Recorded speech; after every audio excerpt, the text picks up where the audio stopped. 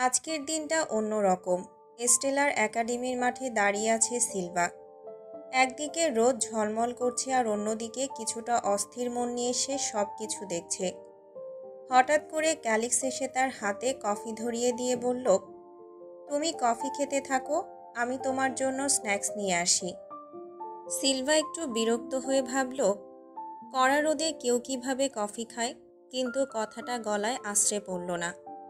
কারণ তার মনটা আজ অন্য কোথাও চলে গেছে।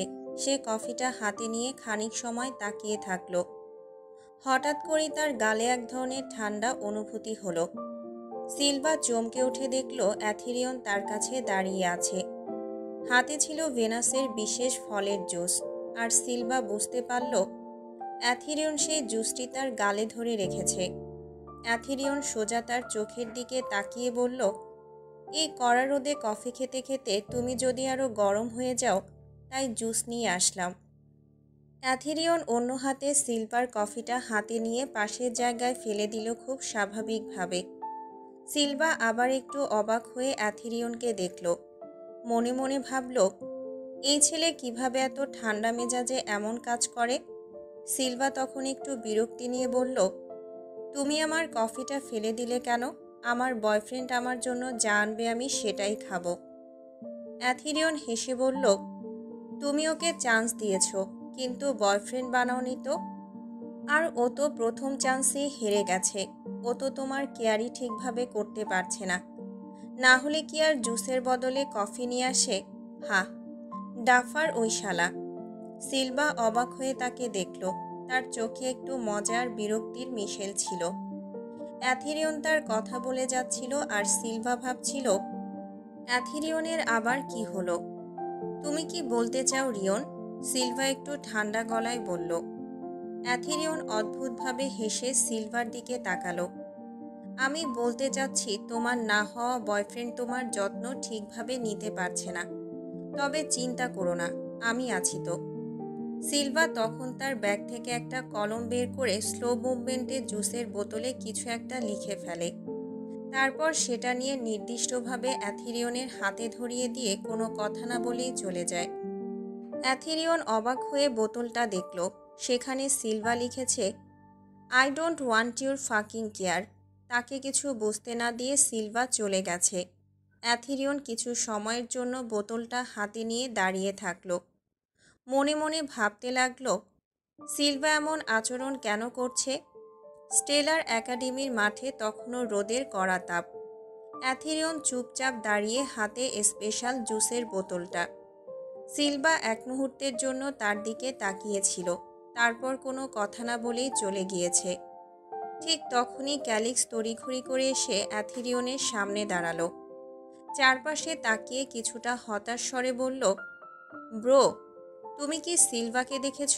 মানে এখানে একটা মেয়েকে দাঁড়িয়ে থাকতে দেখেছিলে? অ্যাথিরিয়ন নির্লিপ্তভাবে এক ঝলক তাকিয়ে বোতলটা ক্যালিক্সের দিকে বাড়িয়ে দিল। হ্যাঁ, সে এখানেই ছিল। তোমাকে এটা দিতে বলে গিয়েছে। কোনো বাড়তি কথা না বলে অ্যাথিরিয়ন তখনই ঘুরে চলে গেল। ক্যালিক্স প্রথমে একটু অবাক হলো, তারপর জুসের বোতলটা হাতে নিল। বোতলের গায়ে সিলভার হাতের লেখা স্পষ্টভাবে ফুটে উঠেছে, I don't want your fucking care.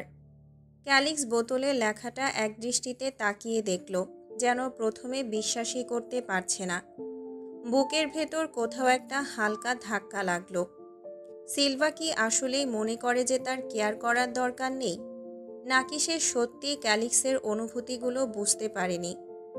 গভীর শ্বাস নিয়ে ক্যালিক্স মাথা নিচু করল, বোতলটা শক্ত করে ধরল আর নিজের অজান্তেই ঠোঁট কামড়ে ধরল।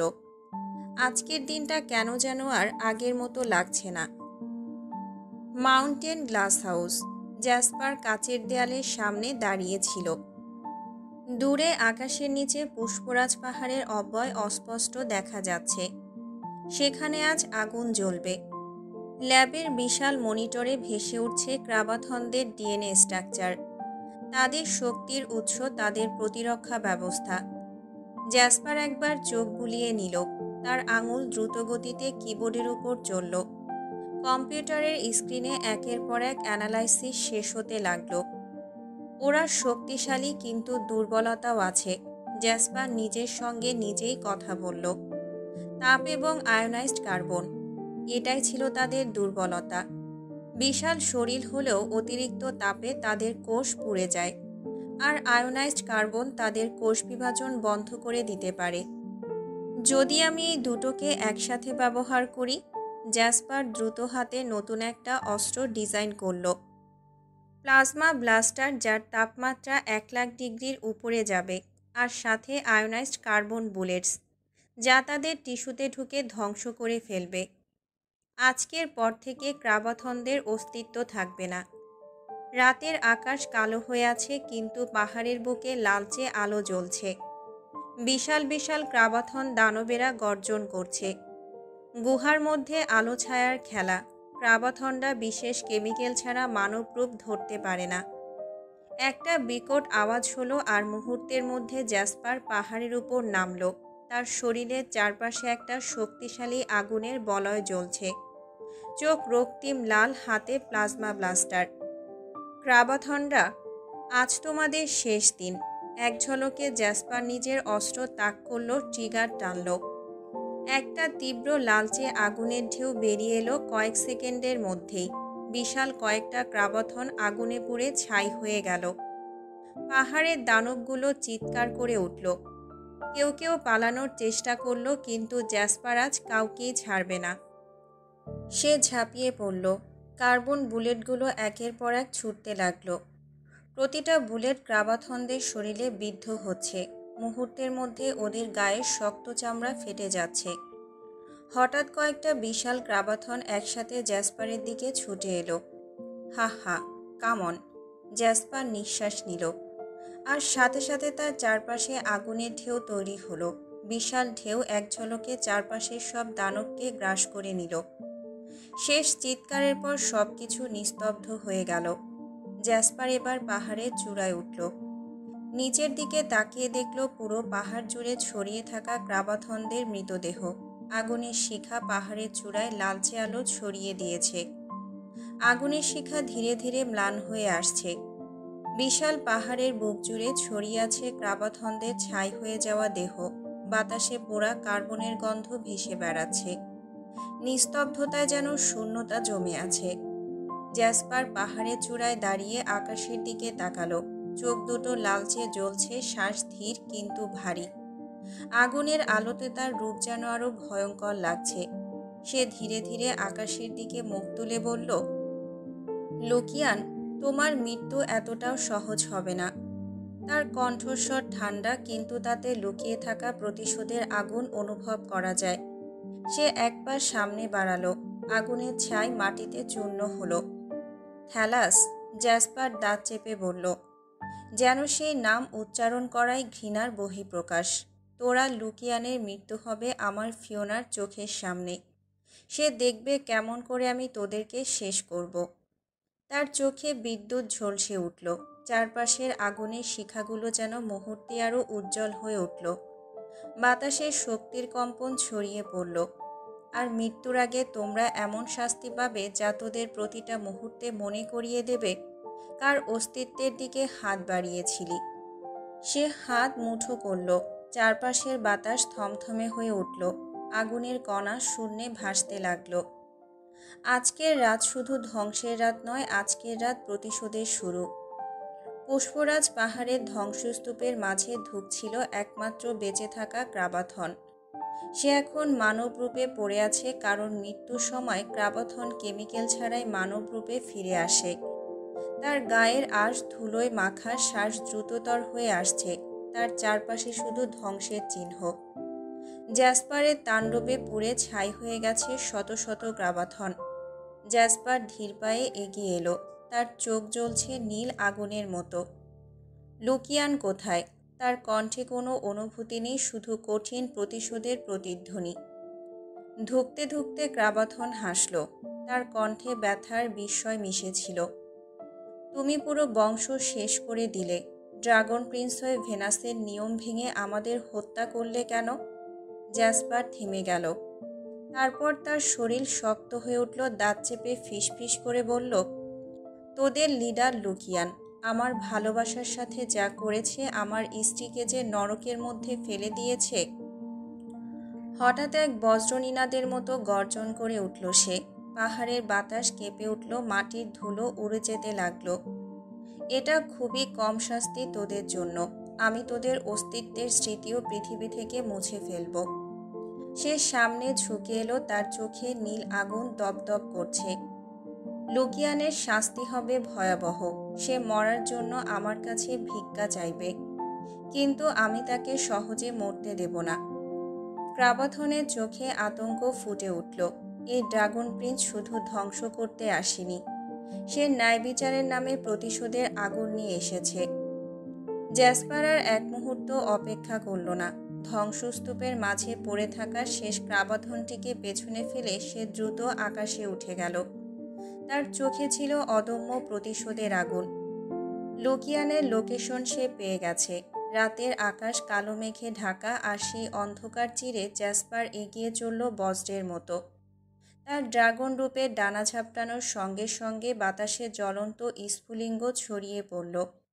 এক রাত, শুধুমাত্র এক রাতের মধ্যে সে পুরো ক্রাবাথন মনস্টারদের বংশ নিশ্চিহ্ন করে দিল। পুষ্পরাজ পাহাড়ে আর কোনো জীবিত ক্রাবাথন রইল না, শুধু ছায়ার শীতল হয়ে যাওয়া সব দেহের স্তূপ। কিন্তু এই পৃথিবীতে একটাই কিরাতুর মনস্টার এখনও বেঁচে আছে, থ্যালাস। সে লুকিয়ানের ছায়ার সঙ্গী, তার শেষ হাতিয়ার। জ্যাসপার জানে এই যুদ্ধ এখানেই শেষ নয়। লুকিয়ান আর থ্যালাসকে কঠোরভাবে ধ্বংস করা বাকি। আমি আসছি লুকিয়ান।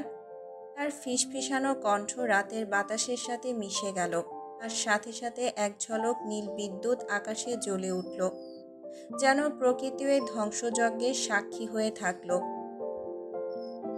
ফিওনার এখনও জ্ঞান ফিরেনি। হাসপাতালের সাদা আলোয় নিস্তব্ধ রাতটাকে আরও নীরব মনে হচ্ছে। লিউঝান তার পাশেই বসে আছে। দিন পার হয়ে গেছে। কালকে থেকে রাত দিন এক করে দিয়েছে লিউঝান। ফিওনার নিস্তব্ধ মুখের দিকে তাকিয়ে ক্লান্ত চোখেও সে পাহারা দিয়ে যাচ্ছে। তবে আজ সারা রাত জেগে থাকার পর তার শরীর ক্লান্ত হয়ে পড়েছে। একটু জেগে থাকার শক্তি জোগাতে সে কফির কাপের জন্য বের হলো। হাসপাতালের করিডোরে তখন শুধু জ্বলন্ত বাতিগুলো, মৃদু আলো আর কফি মেশিনের একঘেয়ে শব্দ। ঠিক তখনই সামনে এসে দাঁড়ালো ইয়াং জিয়াও। তার চোখে দ্বিধা, মনে কৌতূহল। কালকে থেকে সে শুধু দূর থেকে দেখেছে, কিন্তু আজ আর চুপ থাকতে পারল না। স্যার, ওই মেয়েটাকে যার জন্য আপনি এতটা অস্থির? লিউঝান কফির কাপে চোখ রেখে কিছুক্ষণ চুপ রইল। তারপর এক গভীর শ্বাস নিয়ে শান্ত কণ্ঠে বলল, আমার ফিয়ন্সি, আমার ভালোবাসা। ইয়াংঝিয়াও যেন মুহূর্তের জন্য বোবা হয়ে গেল। বুকের ভেতরটা মোচড় দিয়ে উঠল। সে জানে লিউঝানের প্রতি তার অদৃশ্য ভালোবাসা কখনো প্রকাশ পায়নি, কিন্তু আজ এই কথাগুলো শুনে মনে হলো যেন কেউ অদৃশ্য ছুরির ফলা বসিয়ে দিয়েছে তার হৃদয়ে। তার চোখে জল চলে এলো, যদিও সে দ্রুত চোখ নামিয়ে নিল। কিন্তু লিউঝান জানেই না ইয়াংঝিয়াওর চোখে যে কষ্ট ফুটে উঠেছে সেটাই প্রমাণ করে যে সে তাকে কতটা ভালোবাসে।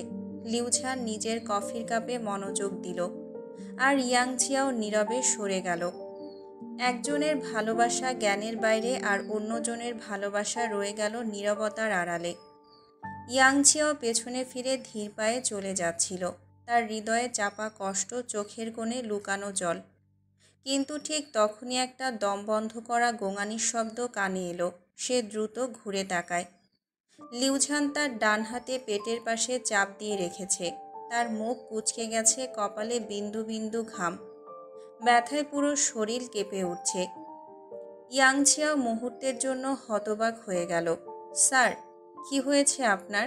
সে দৌড়ে এসে লিউঝানকে ধরে ফেলে, পাশের চেয়ারে বসিয়ে দেয়। আতঙ্কিত গলায় আবার জিজ্ঞাসা করে, কোথায় কষ্ট হচ্ছে? আমি ডক্টরকে ডাকছি। লিউঝান গভীর শ্বাস নিতে নিতে কষ্টকর কণ্ঠে বলল, আই থিঙ্ক অ্যাসিডিটি। ইয়াংঝিয়াওয়ার এক মুহূর্ত দেরি করল না। সে উঠে দাঁড়ায়, দ্রুত ডাক্তারকে ডাকতে যাবে। কিন্তু হঠাৎই লিউঝানের হাত শক্ত করে ওর কবজি চেপে ধরে। ইয়াংঝিয়াও থমকে দাঁড়ায়। এখন যেও না। লিউঝানের কণ্ঠে অসহায়তা আর ক্লান্তির ছাপ। ইয়াং ঝিয়াও বিভ্রান্ত হয়ে পড়ে।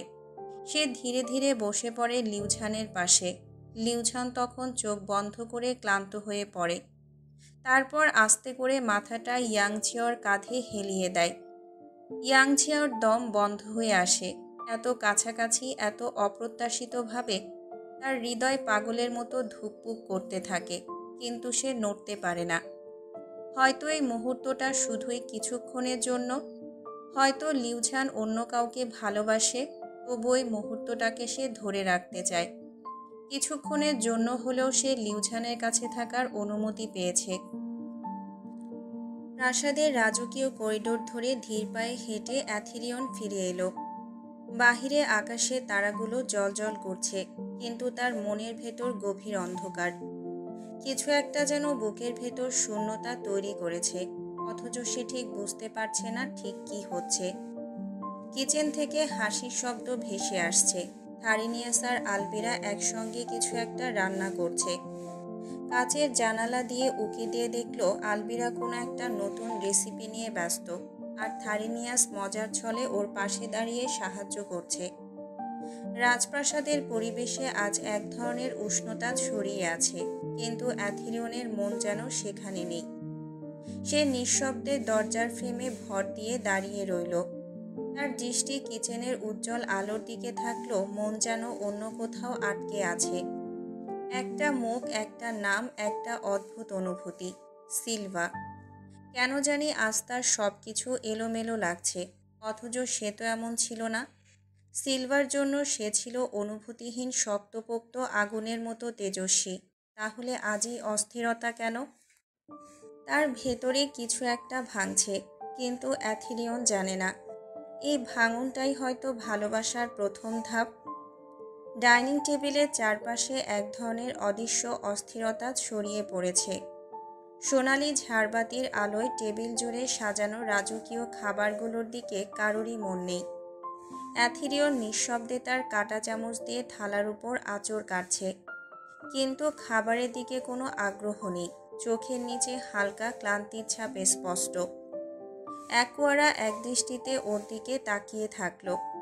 এরপর কিছুক্ষণ চুপ থেকে সরাসরি বলেই ফেলল, রিয়ন, কি হয়েছে তোর? তুই আজ অদ্ভুত দেখাচ্ছিস। অ্যাথিরিয়ন চমকে উঠে যেন বাস্তবে ফিরে এলো। মাথা নিচু করে বলল, তেমন কিছু না। জ্যাসু ভাইয়ার কথা ভাবছিলাম, তারা এখন কি করছে? থারিনিয়াস তখন গম্ভীর গলায় বলল, অদ্ভুত বিষয়। আজকে মাউন্টেন গ্লাস হাউসের ল্যাবে প্রবেশ করেছিল প্রিন্স, কিন্তু হঠাৎ ওখানে কেন গেল? আলবিরা চিন্তিত হয়ে বলল, কিছু একটা হয়েছে যেটা আমরা বুঝতে পারছি না। আমার মনে হয় আমাদের পৃথিবীতে যাওয়া উচিত। থারিনিয়াস দ্রুত মাথা নেড়ে বলল, না না, প্রিন্স অনুমতি না দেওয়া পর্যন্ত আমরা যেতে পারবো না। আমাদের হুট করে যাওয়া হয়তো আরও বড় বিপদ ডেকে আনতে পারে। অ্যাথিরিয়ন চুপচাপ বসে থাকল। চোখের সামনে যেন ভেসে উঠল সেই মুহূর্ত। জ্যাসপার একা ভয়ানক কিছু করার জন্য প্রস্তুত হচ্ছে। তার ভেতরে এক অদ্ভুত অস্বস্তি কাজ করছে। সে জানে কিছু একটা খুব শীঘ্রই ঘটতে চলেছে। এই খবরটা পুরো চীনের মিডিয়াতে আগুনের মতো ছড়িয়ে পড়েছে। প্রতিটা টেলিভিশন চ্যানেল, সংবাদপত্র আর সোশ্যাল মিডিয়ার শিরোনামে এখন একটাই নাম, অ্যালিসন ফিওনা। বেইজিংয়ের বিখ্যাত বিজ্ঞানী মিস্টার চেনশিংয়ের একমাত্র নাতনি ভয়াবহ নির্যাতনের শিকার, হাজব্যান্ডের সামনেই। খবরটা দেখার পর চেনশিংয়ের হাত থেকে কাচের গ্লাস ছিটকে পড়ে, মেঝেতে আছড়ে ভাঙল। মুহূর্তের মধ্যে তার বুকের ভেতর কেমন একটা মোচড় দিল। না, এটা হতে পারে না। তার শ্বাস প্রশ্বাস দ্রুত হয়ে আসছে, হার্টের ব্যথাটা যেন ক্রমশ তীব্র হচ্ছে।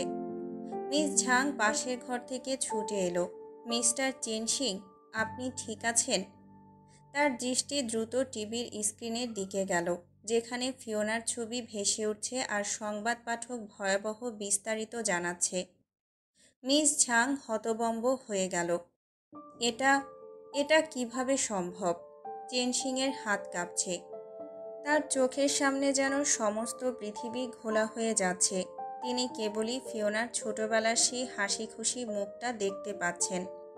ফিওনা আর কোনো কথা বলতে পারলেন না। বুক চেপে ধরে ধপ করে সোফায় বসে পড়লেন। সংবাদ মাধ্যমের শেষ আপডেটে জানানো হলো অ্যালিসন ফিওনা বর্তমানে বেইজিংয়ের একটা হাসপাতালে চিকিৎসাধীন। তার শারীরিক অবস্থা আশঙ্কাজনক হলেও চিকিৎসকরা সর্বোচ্চ চেষ্টা করছেন তাকে বাঁচানোর জন্য। এই মুহূর্তে তার চিকিৎসার দায়িত্বে আছেন চীনের অন্যতম প্রতিভাবান ডাক্তার লিউ ঝান, যে একসময় ফিওনার ফিয়ন্সি ছিলেন।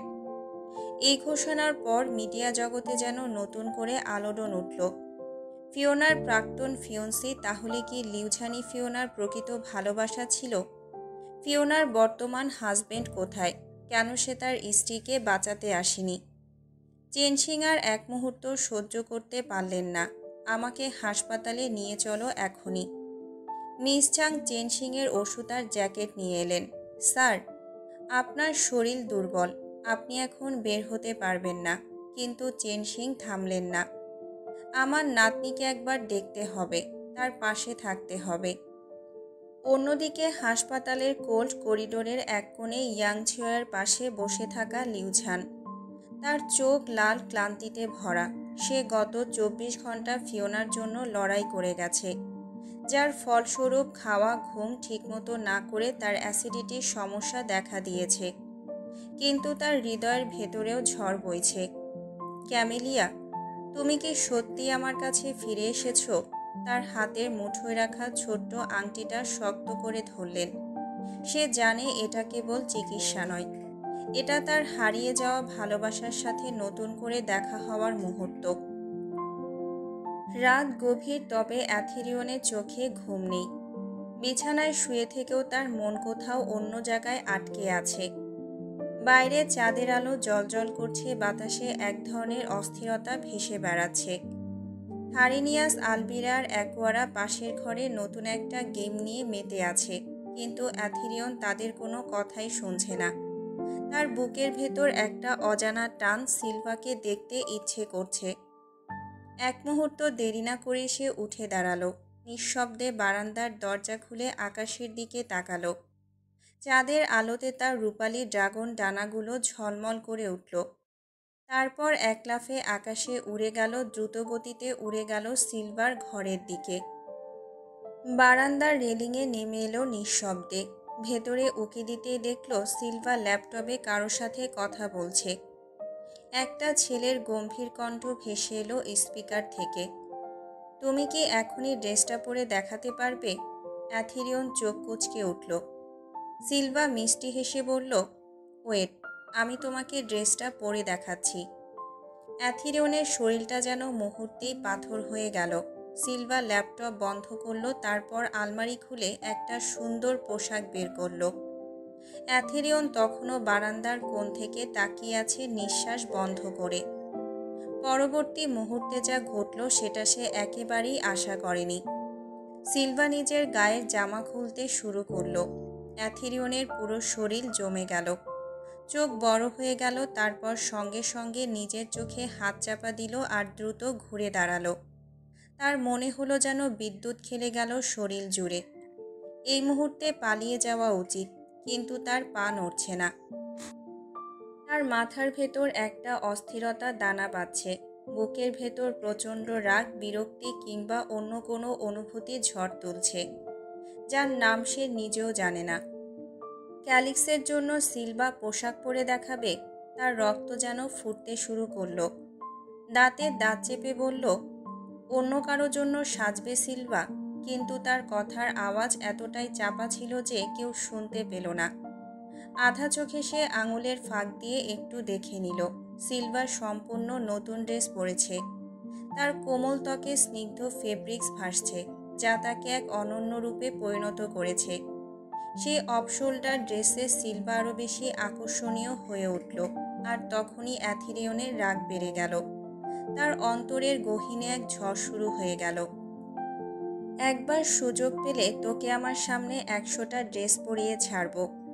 সেকেন্ডে সেকেন্ডে একটা করে ড্রেস পরে আসবি আমার সামনে, অ্যাথেরিয়ন মনে মনে ভেবে ফেলল। অ্যাথেরিয়ন নিজেকে কঠোরভাবে নিয়ন্ত্রণ করে। কিন্তু তার মনে এক অদ্ভুত আগ্রহ আর জ্বলন্ত রাগ নিয়ে সে সিলভার প্রতি তার আকর্ষণকে পুরোপুরি অস্বীকার করতে পারল না। মাঝরাতে জ্যাসপার নিঃশব্দে হসপিটালে প্রবেশ করল। তার চোখে এক অদৃশ্য তেজ। হাসপাতালের প্রবেশদ্বারে যখন সে রিসিপশনের কাছে গিয়ে ফিওনার কক্ষের বিষয়ে জানতে চাইল, তখন রিসিপশনিস্ট ভয়ে একটু পিছিয়ে গিয়ে বলল, স্যার, ডক্টর লিউঝানের অনুমতি ছাড়া ওই পেশেন্টের কেবিনে প্রবেশ নিষেধ। এই কথাটি শোনার পর জ্যাসপারের চোখে মুহূর্তের জন্য রাগের শিখা জ্বলে উঠল। তার মনোভাব একেবারে বদলে গেল, যেন কিছুতেই তাকে থামানো যাবে না। কোনো কথার তোয়াক্কা না করে সে হন্তদন্ত হয়ে করিডোরে পা রাখল। তার পদক্ষেপের আওয়াজ কেবল বাতাসে মিলিয়ে যেতে, কিন্তু তার উপস্থিতি যেন পুরো হাসপাতালটাকেই চাপিয়ে দিয়েছিল। রিসিপশনিস্ট হঠাৎ তাকে ডাকার চেষ্টা করল, স্যার, দয়া করে থামুন। কিন্তু তার কণ্ঠস্বর যেন কেবল অদৃশ্য বাতাসে হারিয়ে গেল। জ্যাসপার এক মুহূর্ত পেছন ফিরে তাকালো না, যেন পৃথিবীর কোনো কিছুই তাকে থামাতে পারবে না। ফিওনার কেবিনে ঢোকার আগে হঠাৎ করেই জ্যাসপারের সামনে লিউঝান এসে দাঁড়ালো। করিডোরের বাতাস ভারী হয়ে উঠল, দুটি বিপরীত শক্তির সংঘর্ষ হতে যাচ্ছে। লিউঝান তার পথে একদম অবরোধ সৃষ্টি করে দাঁড়িয়ে রইল। জ্যাসপার তার চোখের কোণে এক ঝলক রাগের অনুভূতি অনুভব করতে পারছিল, কিন্তু সে নিজেকে ধরে রেখে সোজা দাঁড়িয়ে বলল, ফিওনা এখন কেমন আছে? লিউঝান কঠোর গলায় উত্তর দিল, ওর খবর তোকে জানতে হবে না। তুই তো ওকে হসপিটালে রেখেই চলে গিয়েছিলি। জ্যাসপার স্নিগ্ধভাবে তার কথা উপেক্ষা করে আরও দৃঢ়ভাবে বলল, এসব কথা ছাড়, আমার ফিওনা কেমন আছে সেটা বল। লিউঝান কিছুক্ষণ নীরব থাকল, তারপর ঠান্ডা গলায় বলল, ও এখন সুস্থ অবজারভেশনে আছে। জ্যাসপার আরেকবার কেবিনে ঢুকতে চাইলে লিউঝান তাকে আটকে দিয়ে সতর্কভাবে বলল, তুই ওকে দেখতে পারবি না। তুই ফিওনাকে সেফ রাখতে পারিসনি। তোর কাছে ফিওনা সেফ না। তোর ছায়াটাও ওর জন্য বিপজ্জনক, তাই ওর থেকে দূরে থাক। এই কথা শোনার পর জ্যাসপার এক মুহূর্ত চুপ থেকে তার গলা চেপে ধরে নিজের রাগ নিয়ন্ত্রণে রাখতে চেষ্টা করল। তার চোখে এক ঝলক টান টান উত্তেজনা ফুটে উঠেছিল, কিন্তু তার মুখে কোনো অনুভূতি প্রকাশ হলো না। সে যেন কোনো সিদ্ধান্ত নিতে পারছিল না। তার মন আর মনোভাব দুইটাই ভিন্ন পথে ছুটছিল। কিন্তু লিউঝানের কথায়ও একটা কঠিন সতর্কবার্তা ছিল, যা তাকে আরও বিভ্রান্ত করে তুলল। জ্যাসপার তার পায়ের নিচে শক্ত করে দাঁড়িয়ে বলল, ওকে আমি দেখব, এটা আমার অধিকার। তুই কি ভাবছিস আমাকে ভয় দেখাবি? লিউঝান শুধু শীতল দৃষ্টিতে তাকিয়ে রইল, তার চোখে কোনো সাড়া শব্দ ছিল না। জ্যাসপার যখন লিউঝানকে এখনও চোখের সামনে দাঁড়িয়ে থাকতে দেখল, তখন তার গায়ের প্রতিটা রন্ধ্রে উত্তেজনার অগ্নি স্ফুলিঙ্গ জ্বলে উঠল। তার রাগ আর বিরক্তি একসাথে মিশে গেল। কিছুটা তড়িঘড়ি করেই মুখ দিয়ে বেরিয়ে আসলো, তুই যদি আমাকে এই মুহূর্তে বাধা দিস, আমি নিজের আসল রূপে এসে এক মুহূর্তে পুরো হসপিটাল তছনছ করে দেব। লিউঝান কিছুটা অবাক হলো, তার চোখের দিকে তীক্ষ্ণ দৃষ্টিতে তাকালো। সে জানতো জ্যাসপার যেসব কথা বলছে সেগুলো একেবারে বাস্তবে পরিণত করবেই। তার চেহারার মধ্যে একটা চাপা উদ্বেগ ছড়িয়ে পড়ল। সে কিছুক্ষণ চুপ থেকে তারপর সরে দাঁড়ালো। জ্যাসপার তীক্ষ্ণ এক দৃষ্টিতে লিউঝানকে উপেক্ষা করে গম্ভীর মনোভাব নিয়ে ফিওনার কেবিনের দিকে এগিয়ে গেল। তার শরীরের প্রতিটা ধমনীতে এক ধরনের শক্তি আর উত্তেজনা বোঝাচ্ছিল। সে এক মুহূর্তের মধ্যে পুরো পরিবেশটাকে পাল্টে দিতে পারত। তার ধৈর্যের সীমা ছিল না, আর সে নিজের ফিওনার কাছে যাবে আর এমন কোনো শক্তি থাকবে না যে তাকে বাধা দেবে। এভাবেই সে একে একে পথের সব বাধা ভেঙে ফেলবে। ফিওনাকে শুয়ে থাকতে দেখে জ্যাসপারের বুকটা ভারী হয়ে উঠল। তার চোখে এক অদ্ভুত অন্ধকার নেমে এলো। ফিওনার হাতে ক্যানোলা আর মুখে অক্সিজেন মাস্ক ছিল। সমস্ত হাসপাতালের নিস্তব্ধতা ছেদ করে জ্যাসপার ধীরে ধীরে ফিওনার কেবিনের দিকে এগিয়ে গেল। প্রতিটা পা যেন মাটি থেকে তার আস্থা কেড়ে নিচ্ছিল। একে একে প্রতিটা মুহূর্ত তার চোখের সামনে ঝাপসা হতে লাগলো, আর সে অনুভব করল এই সময়টা যেন চিরকালীন হয়ে গিয়েছে। ফিওনার দিকে এক পলক তাকিয়ে তার হৃদয়ের গভীর থেকে একটা দীর্ঘ নিঃশ্বাস বের হয়ে এলো। জ্যাসপার তাড়াহুড়ো না করে ধীরে ধীরে ফিওনার হাতের কাছে গিয়ে দাঁড়ালো। তার চোখে অদ্ভুত দৃষ্টি ছিল, তার চোখ শত শত কথা বলছিল, কিন্তু কোনো শব্দ ছিল না। ফিওনার বেডের সামনে চেয়ারে বসে থাকলো জ্যাসপার, চোখে কষ্ট আর উদ্বেগের ছায়া। নিস্তব্ধ হাসপাতালের পরিবেশে তার শরীর যেন একের পর এক অসহ্য যন্ত্রণার বোঝা বহন করছে। ফিওনার ক্যানোলা দেওয়া হাতটা সে নরম হাতে ধরল, যেন শীর্ণ আর দুর্বল হওয়া সত্ত্বেও এক অদৃশ্য শক্তি তাকে ফিওনার কাছেই রাখছে। হাতের উপর এক মুহূর্তের জন্য হাত রেখে সযত্নে সে মাথাটা বেডের উপর রাখা ফিওনার হাতের কাছে নিয়ে এলো, যেন জীবনের সব চাওয়া পাওয়ার একমাত্র আকাঙ্ক্ষা হলো এই মুহূর্তটুকু, ফিওনাকে আবার সুস্থভাবে দেখতে পাওয়া। জ্যাসপার গভীর দৃষ্টি দিয়ে ফিওনার মুখের দিকে তাকালো, তারপর মাথা অবলীলায় ফিওনার হাতের উপর রাখল। তার চোখের কোণে অশ্রু জমে উঠল, কিন্তু সে কিছুই বলল না, যেন শব্দে কিছুটা অসম্পূর্ণতা ছিল, যা কেবল তার হৃদয়ই বুঝতে পারত। ব্রেকিং পয়েন্ট ছিল, এক মুহূর্তের জন্য যেন এই পৃথিবী থেমে গিয়েছিল। জ্যাসপার গভীরভাবে নিঃশ্বাস ফেলল, আর চোখে চোখ রেখে বেডসাইডে থাকা ফিওনার হাতকে একটিবার জড়িয়ে ধরল। কিছুটা সময়ের জন্য নিজেকে ভেঙে ফেলল, চোখে একে একে অশ্রু গড়িয়ে পড়তে লাগল। প্রতিটা অশ্রু তার হৃদয়ের এক টুকরো যন্ত্রণা বহন করছে। ফিওনার হাতের উপর একে একে রক্তবর্ণ অশ্রুগুলো পড়তে লাগলো, তার শরীরের প্রতিটা কোণে বেদনা ছড়িয়ে পড়ছিল, কিন্তু সে কিছু বলল না, শুধুমাত্র নিজের অশ্রু দিয়ে তার শোক আর গভীর ভালোবাসা প্রকাশ করল। হাসপাতালের নিস্তব্ধ করিডোরে ধীর পায়ে এগিয়ে গেল জ্যাসপার। জানালার ফাঁক দিয়ে ভোরের ফিকে আলো ফিওনার বিছানার উপর পড়ে আছে, তার মুখের নিস্তেজ ছায়াগুলোকে আরও কোমল করে তুলেছে। তার হাত এখনও ক্যানোলায় বাঁধা, নিঃশ্বাসের ওঠানামা স্থির, কিন্তু জ্যাসপার জানে এই নীরবতার আড়ালে যন্ত্রণা লুকিয়ে আছে। চেয়ারে বসেছিল অনেকক্ষণ, একবার ফিওনার হাতের উপর নিজের হাত রাখল খুব ধীরে। সেই উষ্ণতা অনুভব করলো, যা তার নিজের ছিল না, কিন্তু যেটাকে সে আগলে রাখতে চায়, কিন্তু এখনই সে তা পারবে না। দীর্ঘশ্বাস ফেলল সে। লুকিয়ানার থ্যালাস এখনও বাকি, তাদের খুঁজে বের করতেই হবে। তার মন বলছিল ফিওনা কিভাবে রেখে যাওয়া উচিত নয়, তবুও এই প্রথমবারের মতো সে স্বেচ্ছায় ফিওনাকে লিউঝানের কাছে রেখে যেতে রাজি হলো। হয়তো পরিস্থিতির চাপে অথবা নিজের একগুঁয়েমির বিরুদ্ধেই হার মেনে, কিন্তু আজ একদিনের জন্য হলেও সে মেনে নিল যে ফিওনা লিউঝানের হেফাজতেই নিরাপদ। চোখ বন্ধ করে এক মুহূর্ত থমকালো জ্যাসপার, নিজের মনের দ্বিধা সরিয়ে ফেলতে চাইল, তারপর আর একবারও ফিরে তাকালো না। নিঃশব্দে রাতের ছায়ার মতো হাসপাতাল থেকে বেরিয়ে গেল সে, তার মিশনের পথে অন্ধকারের দিকে। ক্যান্টিনের টেবিলে হাত রেখে বসে আছে সিলভা, তার সামনে কফির কাপ, কিন্তু তাতে এখনও এক চুমুকও দেওয়া হয়নি। পাশে বসে আছে তার বন্ধুরা, আর সামনেই ক্যালিক্স, চোখে মুখে চাপা উত্তেজনা আর একটু অস্থিরতা। আজ শেষ পরীক্ষা। চারপাশে বিদায়ের আবহ, হাসি ঠাট্টার মধ্যেও এক ধরনের শূন্যতা, কিন্তু ক্যালিক্সের মন ভালো নেই। সে সোজা সিলভার দিকে তাকিয়ে বলল, তুমি কি এখানে ভর্তি হবে? স্টেলার ইউনিভার্সিটিতেই থাকতে চাও? সিলভা এক মুহূর্ত কিছু বলল না, শুধু কফির কাপটা নাড়ল। ক্যালিক্স একটু হেসে বলল, আমার জন্য না, ভুল বোঝো না, আমি শুধু চাই তুমি আমাদের সবার সাথে থাকো।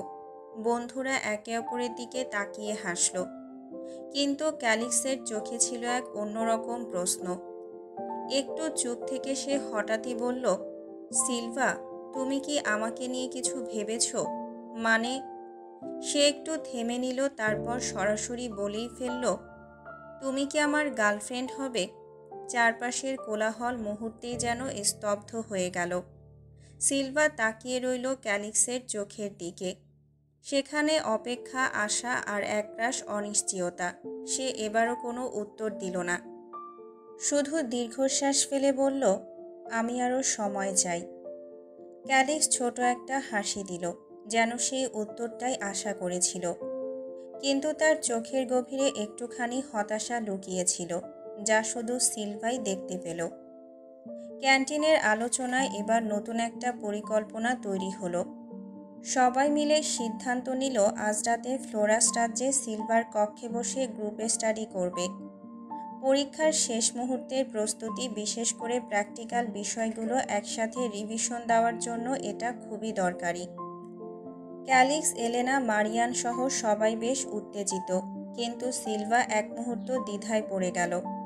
তার পরিবারের নিয়ম এতটাই কঠোর যে রাজপ্রাসাদে কখনো এভাবে বন্ধুদের নিয়ে গ্রুপ স্টাডি হয়নি।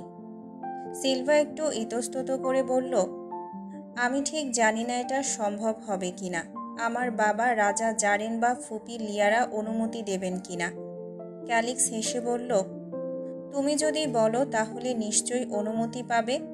আরে স্টাডি ছাড়া তো আমরা অন্য কিছু করতে যাচ্ছি না। এলেনাও উৎসাহ দিল, তোর ফ্যামিলি তো সবসময় চায় তুই সেরা হস। এই গ্রুপ স্টাডি তো তোর জন্যই ভালো। সিলভা এবার একটু হাসল। ঠিক আছে, আমি প্রাসাদে ফিরে বাবার অনুমতি নিয়ে নেব। যদি উনি রাজি হন তাহলে সবাইকে ইমেল করে জানিয়ে দেব। সবার মুখে তখন উচ্ছ্বাসের ঝলক। ফ্লোরাস রাজ্যের মতো জাঁকজমকপূর্ণ জায়গায় গিয়ে পড়াশোনা করার সুযোগ তো জীবনে একবারই আসে। তবে সিলভার মনে এখনো একটু শঙ্কা, বাবা কি সত্যিই অনুমতি দেবেন? হাসপাতালের করিডোরে দ্রুত পা ফেলে এগিয়ে এলেন মিস্টার চেনসিং আর মিস ঝাং। রাতের অন্ধকারে খবরটা পাওয়ার পর থেকে তারা যেন স্বস্তিতে নিঃশ্বাসই নিতে পারছিলেন না। তাদের চোখের মণি, তাদের একমাত্র পরিবার ফিওনা এভাবে আক্রান্ত হয়েছে, এটা কোনোভাবেই মেনে নিতে পারছিলেন না চেনসিং। কেবিনের দরজা খুলতেই ফিওনাকে বিছানায় শুয়ে থাকতে দেখলেন তিনি। সাদা চাদরের নিচে নিষ্প্রাণ লাগছে মেয়েটাকে। তার হাতে ক্যানোলা লাগানো, মুখে অক্সিজেন মাস্ক। ফিওনার এমন অবস্থা দেখে চেনসিংয়ের বুক ফেটে যাচ্ছিল। তিনি ধীরে ধীরে এগিয়ে গিয়ে কাঁপা কাঁপা হাতে ফিওনার মাথায় হাত রাখলেন। চোখের জল আর আটকে রাখতে পারলেন না, ভেঙে পড়লেন কান্নায়। আমার ছোট্ট ফিওনা, আমার নাতনিটাকে এভাবে দেখতে হবে এটা কখনো কল্পনাও করিনি। মিস ঝাং একপাশে নির্বাক দাঁড়িয়ে দেখছিলেন, তিনিও চোখের কোণ মুছে নিলেন। লিউঝান পাশেই দাঁড়িয়েছিলেন, তার মুখ গম্ভীর। সে বুঝতে পারছিলেন চেনসিংয়ের মনের যন্ত্রণা। একটু পরে নরম কণ্ঠে বলল, গ্রানচেন, চিন্তা করবেন না। ফিওনার পুরোপুরি ক্ষতি হয়নি, ও এখন শঙ্কামুক্ত। চেনসিং এক মুহূর্তের জন্য থমকে গেলেন। লিউঝানের কথা শুনে যেন বুকের উপর রাখা একটা ভার নেমে গেল, তবে ব্যথা পুরোপুরি কমল না। তিনি ফিওনার হাতটা ধরে বললেন, যে এটা করুক আমি তাকে ছাড়ব না। কেবিনের বাতাসটা যেন ভারী হয়ে উঠল। নিঃশব্দে শুয়ে থাকা ফিওনার নিঃশ্বাসের শব্দই কেবল শোনা যাচ্ছিল। চেনসিং গভীর দৃষ্টিতে লিউঝানের দিকে তাকালেন, কণ্ঠ গম্ভীর অথচ স্থির। জ্যাসপার আসেনি? সে এখন কোথায় আছে? লিউঝান কিছুটা বিরক্তির স্বরে উত্তর দিল, কাল রাতে একবার এসেছিল, ভোর হওয়ার আগেই চলে গেছে। সেদিনও হাসপাতালে রেখেই চলে গিয়েছিল। কতটা কেয়ারলেস হতে পারে একজন? ওর জন্যই তো ফিওনার এই অবস্থা। ওর শত্রুরাই ফিওনার এই অবস্থা করেছে। চেনসিং চুপ করে রইলেন, তার মুখে কোনো প্রতিক্রিয়া ফুটে উঠল না। তবে তার চোখের গভীরে এক ধরনের বোঝার স্পষ্টতা ছিল। তিনি জানতেন লিউঝান যা বলছে তা পুরোপুরি সত্যি নয়। জ্যাসপার কখনোই ফিওনাকে এই অবস্থায় একা ফেলে রেখে যাওয়ার পুরুষ নয়। সে যদি চলে গিয়ে থাকে তবে নিশ্চয়ের পেছনে বড় কোনো কারণ আছে। চেনসিং চোখ নামিয়ে ফিওনার দিকে তাকালেন। শুয়ে থাকা মেয়েটির মুখ শান্ত অথচ ক্লান্ত লাগছিল। তিনি ধীরে ধীরে ফিওনার হাতের পাশে নিজের হাত রাখলেন। মনে মনে বললেন, জ্যাসপার নিশ্চয়ই কিছু একটা করছে। ফিওনার এই অবস্থা যারা করেছে তাদেরও ছেড়ে দেবে না অবশ্যই। তিনি জানতেন জ্যাসপার বরাবরই আগুনের মতো নির্মম, ধ্বংসাত্মক, কিন্তু যাকে ভালোবাসে তার জন্য সব কিছু করতে প্রস্তুত। তিনি কাছ থেকে দেখেছেন মাউন্টেন গ্লাস হাউসে থাকাকালীন কিভাবে জ্যাসপার ফিওনার প্রতি ধীরে ধীরে দুর্বল হয়ে পড়েছিল। সে ফিওনাকে নিজের সবচেয়ে মূল্যবান ধন মনে করে। চেনসিং গভীর শ্বাস নিলেন। জ্যাসপার হয়তো কোনো ভয়ঙ্কর ঝড়ের প্রস্তুতি নিচ্ছে। আকাশের নরম নীল রং মিশে যাচ্ছে গধূলির লালচে আভায়। এল্ডো রাজ্যের বাগানের পাশের লেকের ধারে বসে আছে থারিনিয়াস আর আলবিরা। বাতাসে হালকা শীতলতা, গাছের পাতা মৃদু কাঁপছে। আলবিরা পানির দিকে তাকিয়ে হাসল। এখানে বসলে আমার কেমন যেন শান্তি লাগে। থারিনিয়াস একদৃষ্টিতে তার দিকে তাকালো। চোখের গভীরে এক ধরনের নরম উষ্ণতা। সে হালকা হেসে বলল, শান্তি নাকি আমাকে নিয়ে স্বপ্ন দেখার ভালো জায়গা? আলবিরা ভ্রুকুচকে তাকালো। তুমি তো অনেক কনফিডেন্ট। থারিনিয়াস কাঁধ ঝাঁকালো। আমি তো জানি তুমি আমাকে ছাড়া অন্য কিছু ভাবো না। আলবিরা ঠোঁট কামড়ে হাসি চাপার চেষ্টা করল, কিন্তু পারল না। তুমি সব সময় এমন কেন? একটু রোমান্টিক হতে পারো না? রোমান্টিকতা যদি চাও তবে আমার চোখে তাকাও আলবিরা। থারিনিয়াস ধীরে ধীরে বলল, তার কণ্ঠ গভীর আর মাদকতাময়। কারণ আমার পুরো ভেনাস শুধুই তোমার চোখে ধরা দেয়। আলবিরা এক মুহূর্তের জন্য থমকে গেল। ঠান্ডা বাতাসও যেন তাদের মাঝে গাঢ় উষ্ণতা ছড়িয়ে দিল। থারিনিয়াসের কথাগুলো তার হৃদয়ের ভেতর নরমভাবে আঘাত করল। সে ধীরে ধীরে হাত বাড়িয়ে থারিনিয়াসের আঙুল ছুঁল। থারিনিয়াস তার হাত আলতো করে ধরল। তারপর একদম কাছে এনে বলল, তুমি চাইলে আমি 1000 বছর এইভাবেই তোমার হাত ধরে বসে থাকতে পারি। শুধু বলো, তুমি কি আমায় থামতে বলবে? আলবিরার ঠোঁটে ধীরে ধীরে এক মিষ্টি হাসি ফুটে উঠল। বাতাসের ঝিরঝিরে কাঁপার শব্দের মাঝে শুধু তাদের নীরবতাই কথা বলল। আলবিরার হৃদস্পন্দন থরথর করে কাঁপছে। থারিনিয়াসের গভীর দৃষ্টি তাকে যেন বশ করে ফেলেছে। বাতাস থেমে গেছে, চারপাশের কোলাহল কেমন যেন নিস্তব্ধ। কেবল তাদের নিঃশ্বাসের শব্দ মিলেমিশে এক হয়েছে। থারিনিয়াস ধীরে ধীরে তার মুখটা আলবিরার কাছে আনল। চোখ দুটো গভীর, মোহনীয়। তোমাকে ছুতে চাই বীরা। তার কণ্ঠস্বর মৃদু কিন্তু দৃঢ়। আলবিরার চোখ দুটো স্বপ্নীল হয়ে উঠল। সে কিছুই বলল না, কিন্তু তার দৃষ্টি বলছিল, আমি রাজি। থারিনিয়াস আলতো করে তার গাল ছুঁল। তারপর ধীরে ধীরে তার নরম ঠোঁটের উপর নিজের ঠোঁট রাখল। মুহূর্তটা যেন সময়ের গণ্ডি পেরিয়ে গেল। চারপাশে কোনো শব্দ নেই, শুধু তাদের নিঃশ্বাসের উষ্ণতা একে অপরের মাঝে মিশে গেল। আলবিরার চোখ বন্ধ হয়ে এলো। তার সমস্ত অস্তিত্ব যেন এই চুম্বনের মাঝেই গলে গেল।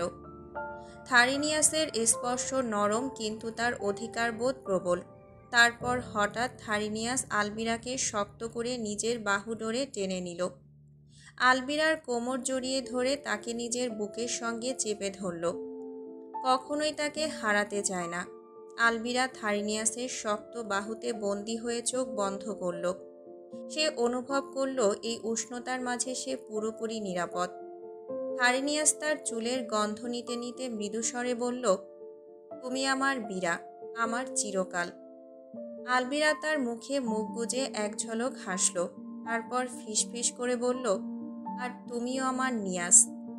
চাঁদের আলো তাদের দুজনকে জড়িয়ে রেখেছে, আর রাতের বাতাস তাদের একে অপরকে আরও কাছাকাছি নিয়ে এলো। আকাশে পূর্ণচন্দ্র ঝলমল করছে। আজ রাতটাকে আরও বিশেষ করে তুলতে হবে। থারিনিয়াস আর আলবিরা একসঙ্গে দাঁড়িয়ে আছে। চাঁদের আলো তাদের দুজনের মুখে নরম আলো ছড়িয়ে দিয়েছে। বীরা। থারিনিয়াস হঠাৎ করে নামটা উচ্চারণ করল। সেই পুরনো ডাক যা কত বছর ধরে হারিয়ে গিয়েছিল। আলবিরা বিস্ময়ে থারিনিয়াসের দিকে তাকালো। তার ঠোঁটের কোণে এক চিলতে হাসি ফুটে উঠল। চোখের মাঝে একরাশ আবেগ খেলা করছে। নিয়াস। আলবিরাও ফিসফিস করে বলল। তার গলার স্বর কেঁপে উঠল অনুভূতির ভারে। এই ডাকগুলো তাদের শৈশবের স্মৃতি ফিরিয়ে এনেছে। কতদিন পর আবার তারা নিজেদের পুরনো নামগুলোতে ফিরে গেল। থারিনিয়াস ধীরে ধীরে আলবিরার কাছে এগিয়ে এলো। এক মুহূর্ত অপেক্ষা করে তারপর আলতো করে তার গালে হাত রাখল। তুমি জানো বীরা, তোমাকে আমি কখনোই ভুলতে পারিনি। আলবিরার চোখে জল চিকচিক করে উঠল। আমি জানি নিয়াস, আমিও কখনো তোমাকে ভুলতে পারিনি। একটা দীর্ঘশ্বাস ফেলে থারিনিয়াস তাকে শক্ত করে নিজের বাহুতে টেনে নিল। আলবিরা নিঃশব্দে তার বুকে মুখ গুজল, এই উষ্ণতা হারিয়ে যেতে দেবে না। থারিনিয়াস তার কপালে একটা গভীর চুমু খেয়ে বলল, আজকের রাত শুধু আমাদের বীরা, আজকের রাতটাকে মনে রাখবে তো? আলবিরা চোখ বন্ধ করল। তার ঠোঁটে এক নিঃশ্বাসে হাসি ফুটে উঠল। চিরদিন মনে রাখব নিয়াস। অ্যাথেরিয়ন দূর থেকে গাছের ছায়ায় দাঁড়িয়ে সব কিছু লক্ষ্য করছিল। চাঁদের আলোতে থারিনিয়াস আর আলবিরাকে একসঙ্গে দেখে তার ভেতরে একটা অদ্ভুত অনুভূতি জন্ম নিল। একদিকে খুশি লাগছে, এদের প্রেম পুনরায় জেগে উঠেছে, কিন্তু অন্যদিকে একটা অজানা হাহাকার বুকের মাঝে বাজছে। এদেরও প্রেম হয়ে গেল পুনরায়, আর আমি এখনো পারছি না। অ্যাথেরিয়ন একবার আকাশের দিকে তাকালো উত্তর খোঁজার জন্য। তার ড্রাগনের হৃদয় আজও শূন্য, এক অদ্ভুত শূন্যতা যা পূরণ করতে পারছে না। গভীর নিঃশ্বাস ফেলে সে মাথা নিচু করল। আমি আমার লাইফের কয়েকটা বছর নষ্ট করে ফেলেছি। আমি কি কাউকে খুব বেশি কষ্ট দিয়েছি? কিন্তু এই রাত তার কোনো উত্তর দিল না। শুধু দূর থেকে প্রেমে মগ্ন দুই সত্তার হাসির প্রতিধ্বনি ভেসে এলো বাতাসে। অ্যাথেরিয়ন গাছের নিচে দাঁড়িয়ে নিঃশব্দে রাতের আকাশের দিকে তাকিয়ে রইল। ঠান্ডা বাতাস তার চুল এলোমেলো করে দিচ্ছে, কিন্তু সে অনুভব করছিল শুধু এক ধরনের অস্বস্তি, অতীতের এক অদ্ভুত অনুভূতি যা আজ আচমকাই তাকে ছুঁয়ে গেল। 3 বছর আগে সিলভা তার সামনে দাঁড়িয়ে চোখে একরাশ আশা আর বুক ভরা ভালোবাসা নিয়ে বলেছিল, আমি গত 2 বছর ধরে তোমাকে একতরফা ভালোবাসছি রিয়ন। সেদিন অ্যাথেরিয়ন অবাক হয়েছিল, কিছুটা বিরক্ত। ভালোবাসার সম্পর্ক এসবের প্রতি তার বিন্দুমাত্র আগ্রহ ছিল না। সিলভা ছিল খুব বেশি আগ্রহী, সব সময় তার আশেপাশে ঘুরত। যেখানেই যেত সেখানেই হাজির হতো, আর সুযোগ পেলেই হাঁ করে তাকিয়ে থাকতো তার দিকে। এমনকি বন্ধুদের মাঝেও সিলভা প্রায়ই বলে বেড়াতো, অ্যাথেরিয়ন আমার প্রেমিক, বুঝেছ? অ্যাথেরিয়ন এসব সহ্য করতে পারত না। তখন তার মনে হয়েছিল সিলভা কি এতটাই সস্তা, এভাবে গায়ে পড়ে সব সময়। কিন্তু আজ থারিনিয়াস আর আলবিরার ভালোবাসার মুহূর্ত দেখে হঠাৎই মনে হলো, সেদিন সিলভাকে সে কি খুব বেশি কষ্ট দিয়েছিল? সে কি সিলভার অনুভূতিগুলোকে একেবারেই গুরুত্ব দেয়নি? অ্যাথেরিয়নের বুকের ভেতর কেমন অদ্ভুত এক শূন্যতা বাজল। ভালোবাসা না চাইতে চেয়েছিল না কখনো, কিন্তু আজ যখন চারপাশে সবাই ভালোবাসা খুঁজে নিচ্ছে, তখন তার মনেও একরকম অজানা ব্যথা ছুঁয়ে গেল। সিলভা কি এখনও তার জন্য অনুভূতি বয়ে বেড়ায়, নাকি সে এগিয়ে গেছে? অ্যাথেরিয়ন দীর্ঘশ্বাস ফেলল। মনে হলো আজ প্রথমবারের মতো সে বুঝতে পারল ভালোবাসা শুধু একরকম হয় না, প্রত্যেকের অনুভূতি প্রকাশের ধরন আলাদাও হতে পারে। সেদিন যদি সে সিলভাকে মেনে নিত, হয়তো সিলভা এতটা গায়ে পড়া হতো না। হয়তো সে তার ভালোবাসার প্রকাশটা আরেকভাবে দেখাতো, হয়তো। কিন্তু হয়তো বাস্তবতা বদলাতে পারে না। অ্যাথেরিয়ন একবার আকাশের দিকে তাকালো, তারপর থারিনিয়াস আর আলবিরার দিকে। তারা দুজনেই হাসছিল, একে অপরের চোখে তাকিয়েছিল গভীর আবেগ নিয়ে। তাদের সেই চোখে ছিল ভালোবাসার নিরাপত্তা, যা সেদিন সিলভা তার কাছে খুঁজেছিল। আর অ্যাথেরিয়ন, সে সেদিন সিলভাকে প্রত্যাখ্যান করেছিল, কারণ তার ভালোবাসার ধরন পছন্দ হয়নি। এখন ভাবলে মনে হচ্ছে সেটাই কি তার ভুল ছিল? অ্যাথেরিয়ন নিঃশব্দে ফিসফিস করে বলল, সিলভা, তুমি কি এখনো অপেক্ষা করছো, নাকি আমি দেরি করে ফেলেছি? সন্ধ্যা গড়িয়ে রাত হয়ে আসছে। সিলভা প্রাসাদে ফিরে এসে প্রথমে রাজা জারেনের কাছে গ্রুপ স্টাডির অনুমতি চেয়েছিল, কিন্তু রাজা শুরুতে কিছুতেই রাজি হয়নি। সিলভা খানিকটা হতাশ হয়ে পড়েছিল, তবে তার ফুপি লিয়ারা, যিনি মমত্ববোধ থেকে রাজা জারেনকে বুঝিয়ে দিল আর রাজা জারেন শেষমেশ অনুমতি দিলেন। তবে এই অনুমতির পেছনে লিয়ারা নিজেই মনের মধ্যে এক ধরনের অস্থিরতা অনুভব করছিলেন। তার মেয়ে ফিওনার জন্য। জ্যাসপার তাকে কোথায় নিয়ে গেছে কিছুই জানেন না তিনি। ফিওনার জন্য লিয়ারা চিন্তিত। তার অবস্থা কি হতে পারে সেটা ভাবতে ভাবতে লিয়ারার মন ভারী হয়ে উঠছে। সিলভা একদিকে তার ফুপি লিয়ারাও রাজা জারেনের অনুমতিতে গ্রুপ স্টাডির সুযোগ পেয়ে আনন্দিত। অন্যদিকে লিয়ারার মনের মধ্যে বড় একটা শূন্যতা তৈরি হয়েছে। সে জানে না ফিওনাকে নিয়ে জ্যাসপার কি করছে, কোথায় নিয়েছে। তার মনে কেবলই একটা প্রশ্ন, তার মেয়েটা কি ঠিক আছে? তার মনের মধ্যে ফিওনার অবস্থান সম্পর্কে হাজারটা প্রশ্ন ঘুরছে, কিন্তু তার কোনো উত্তর নেই। সিলভা ধীর পায়ে নিজের কক্ষে প্রবেশ করল। সারাদিনের ব্যস্ততা শেষে অবশেষে সে সিদ্ধান্ত নিয়েছে আজ রাতের গ্রুপ স্টাডির আয়োজন সে করবেই। ল্যাপটপ খুলে দ্রুত টাইপ করলো একটা ইমেল। সবাই, আমার কক্ষে আজ রাতেই গ্রুপ স্টাডি হবে।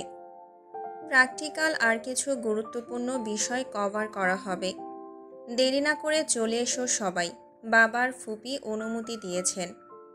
ইমেল পাঠিয়ে দেওয়ার পর সিলভা এক মুহূর্তের জন্য নিশ্চিন্ত হলো, কিন্তু তার ভেতরে কিছু একটা যেন শূন্যতায় দুলছিল। অ্যাথিরোনাস ভার্সিটি আসেনি। রিয়ন কোথায়?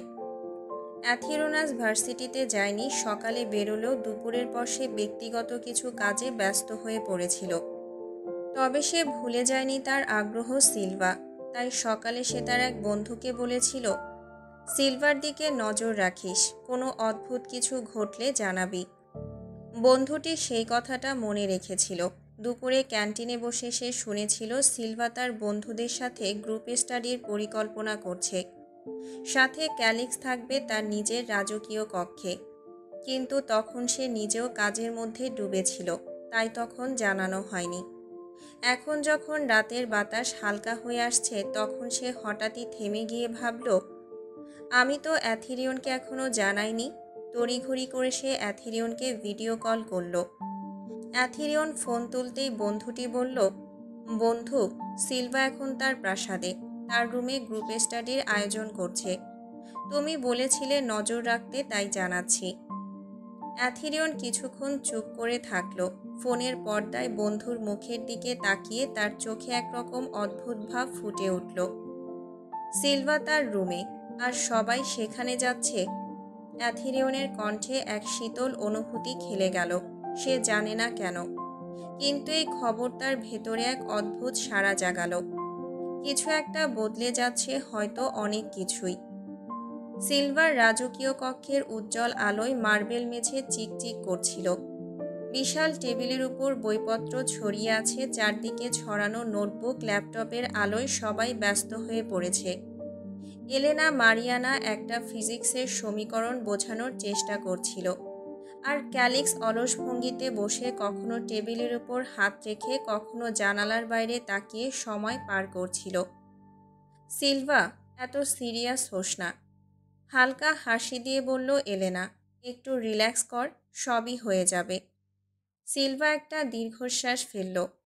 এইবার আমার বাবার ফুপি অনুমতি দিয়েছেন, কিন্তু যদি স্টাডি সেশন নিয়ে খারাপ কিছু হয় তাহলে আর কোনোদিন আমাকে পড়তে দেবে না। ক্যালিক্স তখন ব্যাগ থেকে কিছু একটা বের করতে করতে বলল, তাহলে আসলে একটু রিল্যাক্স করা যাক।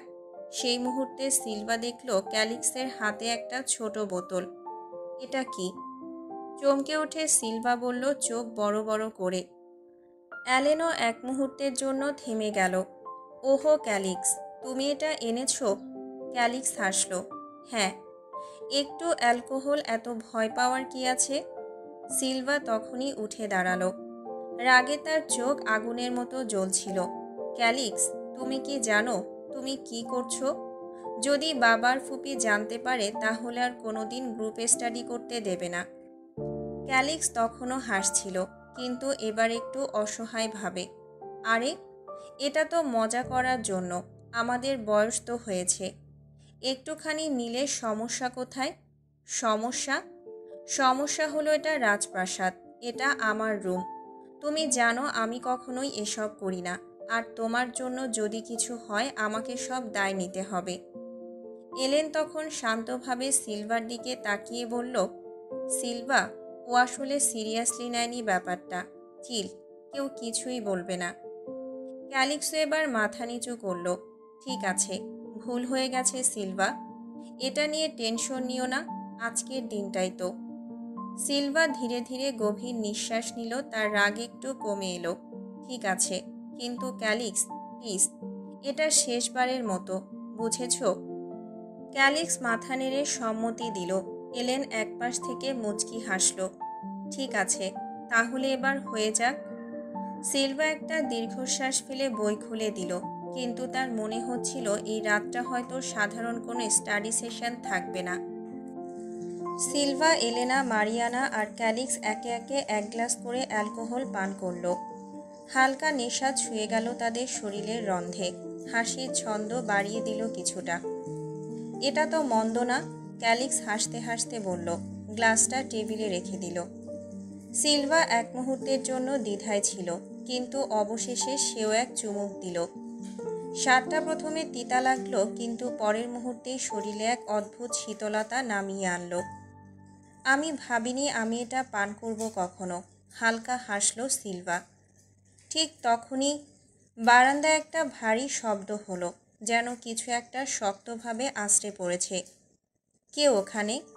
এলেনা ভ্রুকুচকে জানালার দিকে তাকালো, তারপরই সবার চোখ কপালে উঠল। বারান্দার দরজা ধাক্কা দিয়ে খুলে গেল, আর ভেতরে এসে দাঁড়ালো এক লম্বা রাজকীয় কাঠামোর নীল চোখের তরুণ, অ্যাথিরিয়ন।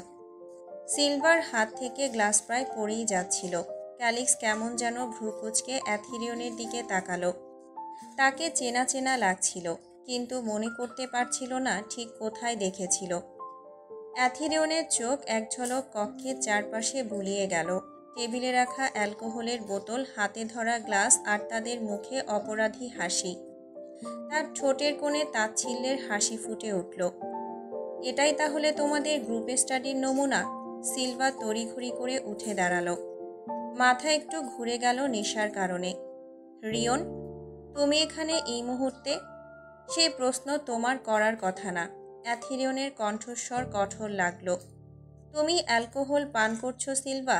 তোমার বাবা জানেন? সিলভা এবার পুরোপুরি চুপ হয়ে গেল।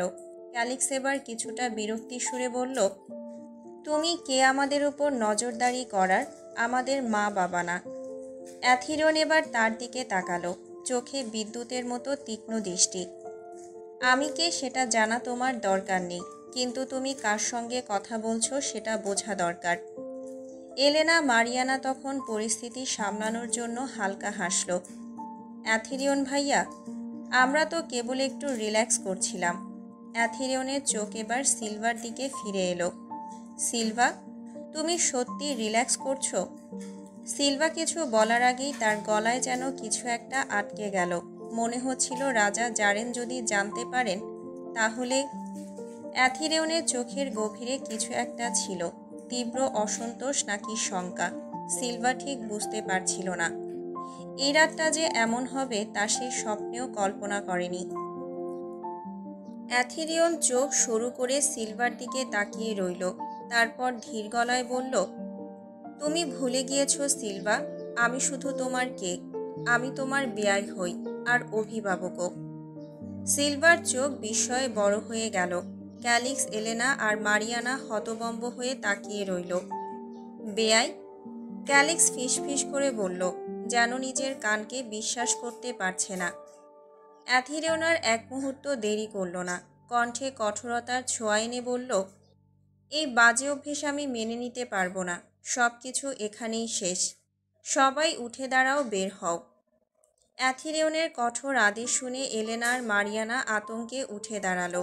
ক্যালিক্স প্রথমে যেতে চায়নি, কিন্তু এলেনা তার হাত ধরে টানল। চলো ক্যালিক্স। কিন্তু ক্যালিক্স দাঁতে দাঁত চেপে বলল, আমি কোথাও যাচ্ছি না। অ্যাথিরিয়নের চোখ তখন আরও শীতল হয়ে গেল। দরজা দিয়ে যাওয়ার দরকার নেই, বারান্দা দিয়ে যাও সবাই ড্রাগন রূপ ধরে। এলেনা আর মারিয়ানা ভয় আর অপেক্ষা করল না, তারা দুজনেই নিজেদের আসল রূপ ধারণ করল। দুই উজ্জ্বল রঙের ড্রাগন, একজন বেগুনি, অন্যজন রূপালি। তারা বারান্দার কিনারায় গিয়ে একে একে ঝাঁপিয়ে পড়ল। ডানা মেলে উড়ে গেল রাতের আকাশে। ক্যালিক্স শেষ মুহূর্তে তাকিয়ে থাকলো, কিছু একটা বলার চেষ্টা করছিল, কিন্তু তারপর এলেনা তাকে টেনে নিয়ে গেল। অ্যাথেরিয়ন তখনও কঠোরভাবে দাঁড়িয়েছিল, চোখে কঠিন দৃষ্টি। এবার আমি দেখব তুমি কি করো সিলভা, তার গভীর কণ্ঠস্বর প্রতিধ্বনিত হলো ঘরে। অ্যাথেরিয়ন এক পা দুই পা করে সিলভার দিকে এগিয়ে আসতে লাগলো। সিলভা একটুও পিছু হটল না, অথচ তার বুকের ধুকপুকানি ক্রমশই বাড়ছিল। অ্যাথেরিয়নের চোখ দুটো তীক্ষ্ণ হয়ে উঠেছিল, দেখে মনে হচ্ছে গভীর কোনো ভাবনায় ডুবে আছে। তুমি এত রাতে আমার কক্ষে বারান্দা দিয়ে কি শুরু করলে? তুমি কি প্রিন্স জ্যাসপারের মতো বারান্দা দিয়ে আসা শুরু করেছ? সিলভা সরাসরি প্রশ্ন ছুড়ে দিল, গলায় মৃদু বিদ্রূপের সুর। অ্যাথেরিয়ন কোনো উত্তর দিল না, বরং পরের মুহূর্তেই তার দুই হাত সিলভার কাঁধে চেপে ধরল আর ঠাস করে দেয়ালের সঙ্গে তাকে ঠেসে ধরল। সিলভা বিস্ময়ে তাকিয়ে থাকল, শিরদাঁড়া বেয়ে একটা শিহরণ নেমে গেল। অ্যাথেরিয়ন ধীরে ধীরে মাথা ঝুঁকিয়ে তার মুখের কাছে এলো, গম্ভীর কণ্ঠে বলল, তুমি কি মনে করো আমি তোমার সঙ্গে খেলতে এসেছি? তার কণ্ঠে এতটাই শীতলতা ছিল যে সিলভা এক মুহূর্তের জন্য কথা হারিয়ে ফেলল। অ্যাথেরিয়নের দুই হাত তখন সিলভার মাথার দুই পাশে শক্তভাবে গেঁথেছিল, যেন সে পালিয়ে যেতে না পারে। তাদের মাঝে মাত্র কয়েক ইঞ্চির দূরত্ব। তুমি এতটা অবাধ্য হয়ে উঠেছ কবে থেকে সিলভা? সিলভা এবার দৃঢ়ভাবে তাকালো তার চোখে। যেদিন থেকে তুমি আমাকে বুঝতে শেখনি রিয়ন। এক মুহূর্তের জন্য নীরবতা নেমে এলো। অ্যাথেরিয়নের চোখে কিছু একটা ঝলক উঠল, মনে হলো সে নিজেকেই প্রশ্ন করছে। তবে এই মুহূর্তে সে সিলভাকে ছাড়তে প্রস্তুত ছিল না। সিলভা অবাক হয়ে অ্যাথেরিয়নের চোখের দিকে তাকিয়ে রইল। তুমি ওদের সাথে অ্যালকোহল পান করছিলে কেন, যদি ক্যালিক্স নেশায় চুর হয়ে কিছু করতে চাইতো? অ্যাথেরিয়নের কণ্ঠ ছিল তীক্ষ্ণ, যেন ধৈর্যের বাঁধ ভেঙে গেছে। সিলভা এবার সরু চোখ করে তাকালো। তাতে তোমার কি? এটা আমার ব্যাপার। আমার কক্ষে আমার বন্ধুদের নিয়ে কি করব না করব সেটা নিয়ে তোমার মাথা ঘামানোর দরকার নেই। তার কণ্ঠে ছিল রাগ আর চ্যালেঞ্জের সুর। কিন্তু অ্যাথেরিয়ন এক ইঞ্চিও নড়ল না, বরং তার মুখটা আরও কাছে আনলো সিলভার। তাতে আমার কি যায় আসে? অ্যাথেরিয়ন গভীর কণ্ঠে বলল, আমি জেলাস সিলভা। সিলভার বুক ধক করে উঠল, তার হৃদস্পন্দন মুহূর্তেই এলোমেলো হয়ে গেল, কিন্তু মুখে সেটা প্রকাশ করল না। সে কঠিন মুখে বলল, তুমি জেলাস? অ্যাথেরিয়নের ঠোঁটে একটুখানি তাচ্ছিল্যের হাসি ফুটে উঠল। হ্যাঁ, ক্যালিক্স তোমার খুব কাছে বসেছিল, তুমি হেসেছিলে, মজা করছিলে, আর আমি দূর থেকে দেখছিলাম, কিছুই করার ছিল না। এটা সহ্য করতে পারছি না। সিলভা এবার সত্যি চমকে গেল। অ্যাথেরিয়নের ঠান্ডা স্বভাবের আড়ালে এমন একটা আবেগ লুকিয়েছিল, সেটা সে কখনো বুঝতেই পারেনি। সিলভা কিছুক্ষণ অ্যাথেরিয়নের চোখের দিকে চুপচাপ তাকিয়ে থাকল। তার বুকের ভেতর ধুকপুক করে উঠছিল, কিন্তু সে নিজেকে দৃঢ় রাখল। তুমি কেন জেলাস? কে তোমাকে অধিকার দিয়েছে আমার প্রতি জেলাস হতে? তার কণ্ঠ কঠিন, কিন্তু এক ধরনের অদৃশ্য কম্পন ছিল তাতে। অ্যাথেরিয়ন গভীর শ্বাস নিল, তারপর সোজা সিলভার চোখের দিকে তাকিয়ে বলল, তুমি দিয়েছ সেই অধিকার, 5 বছর ধরে দিয়েছ। আমি কখনো নেইনি, কখনো চাইনি, কিন্তু এখন আর ছাড়ব না সিলভা। সিলভার ঠোঁট কাঁপল, কিন্তু সে দ্রুত নিজেকে সামলে নিয়ে বলল, তুমি তো ফিওনাকে লাইক করতে। অ্যাথেরিয়ন একটু হাসল, যেন সে আগেই অনুমান করেছিল এই প্রশ্ন আসবে। হ্যাঁ করতাম। কেন? ভালো লাগা থাকতে পারে না? সে একটু থামল, তারপর শান্ত গলায় বলল, ফিওনাকে আমি লাইক করতাম, কিন্তু যেদিন দেখলাম জ্যাসু ভাইয়া তাকে ভালোবাসে আর ফিওনাও তাকে চায়, সেদিন তাদের একসাথে দেখে আমার আনন্দ হয়েছিল, খুশি হয়েছিলাম। আমি সেরকম কষ্ট পাইনি। সে এবার সিলভার চিবুকটা আলতো করে ধরল, প্রতিটা প্রতিক্রিয়া অনুভব করতে চাইল। কিন্তু যখন তোমাকে ক্যালিক্সের সাথে দেখলাম, তোমার হাসি দেখলাম, তোমার চোখে সেই উজ্জ্বলতা দেখলাম, সেদিন আমার বুকের ভেতর কেন অদ্ভুত ব্যথা হলো। কেন আমি ক্যালিক্সকে এক মুহূর্তে ঘৃণা করতে শুরু করলাম। কেন সেটা সহ্য হলো না। সিলভা চুপ। সে নিজেও বুঝতে পারছিল না তার মধ্যে কি অনুভূতি কাজ করছে। অ্যাথিরিয়নের হাত তখনও তার চিবুকে, তার চোখে সত্যের তীব্রতা।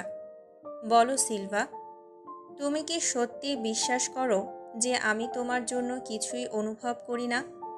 সিলভা এবার মুখ ফিরিয়ে নিল, কিন্তু তার লাল হয়ে ওঠা গাল অ্যাথিরিয়নের চোখ এড়ালো না।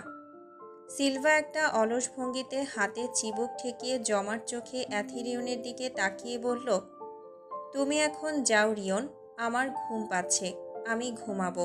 তার স্বরে ক্লান্তি ছিল, কিন্তু অভিমানও ছিল লুকানো।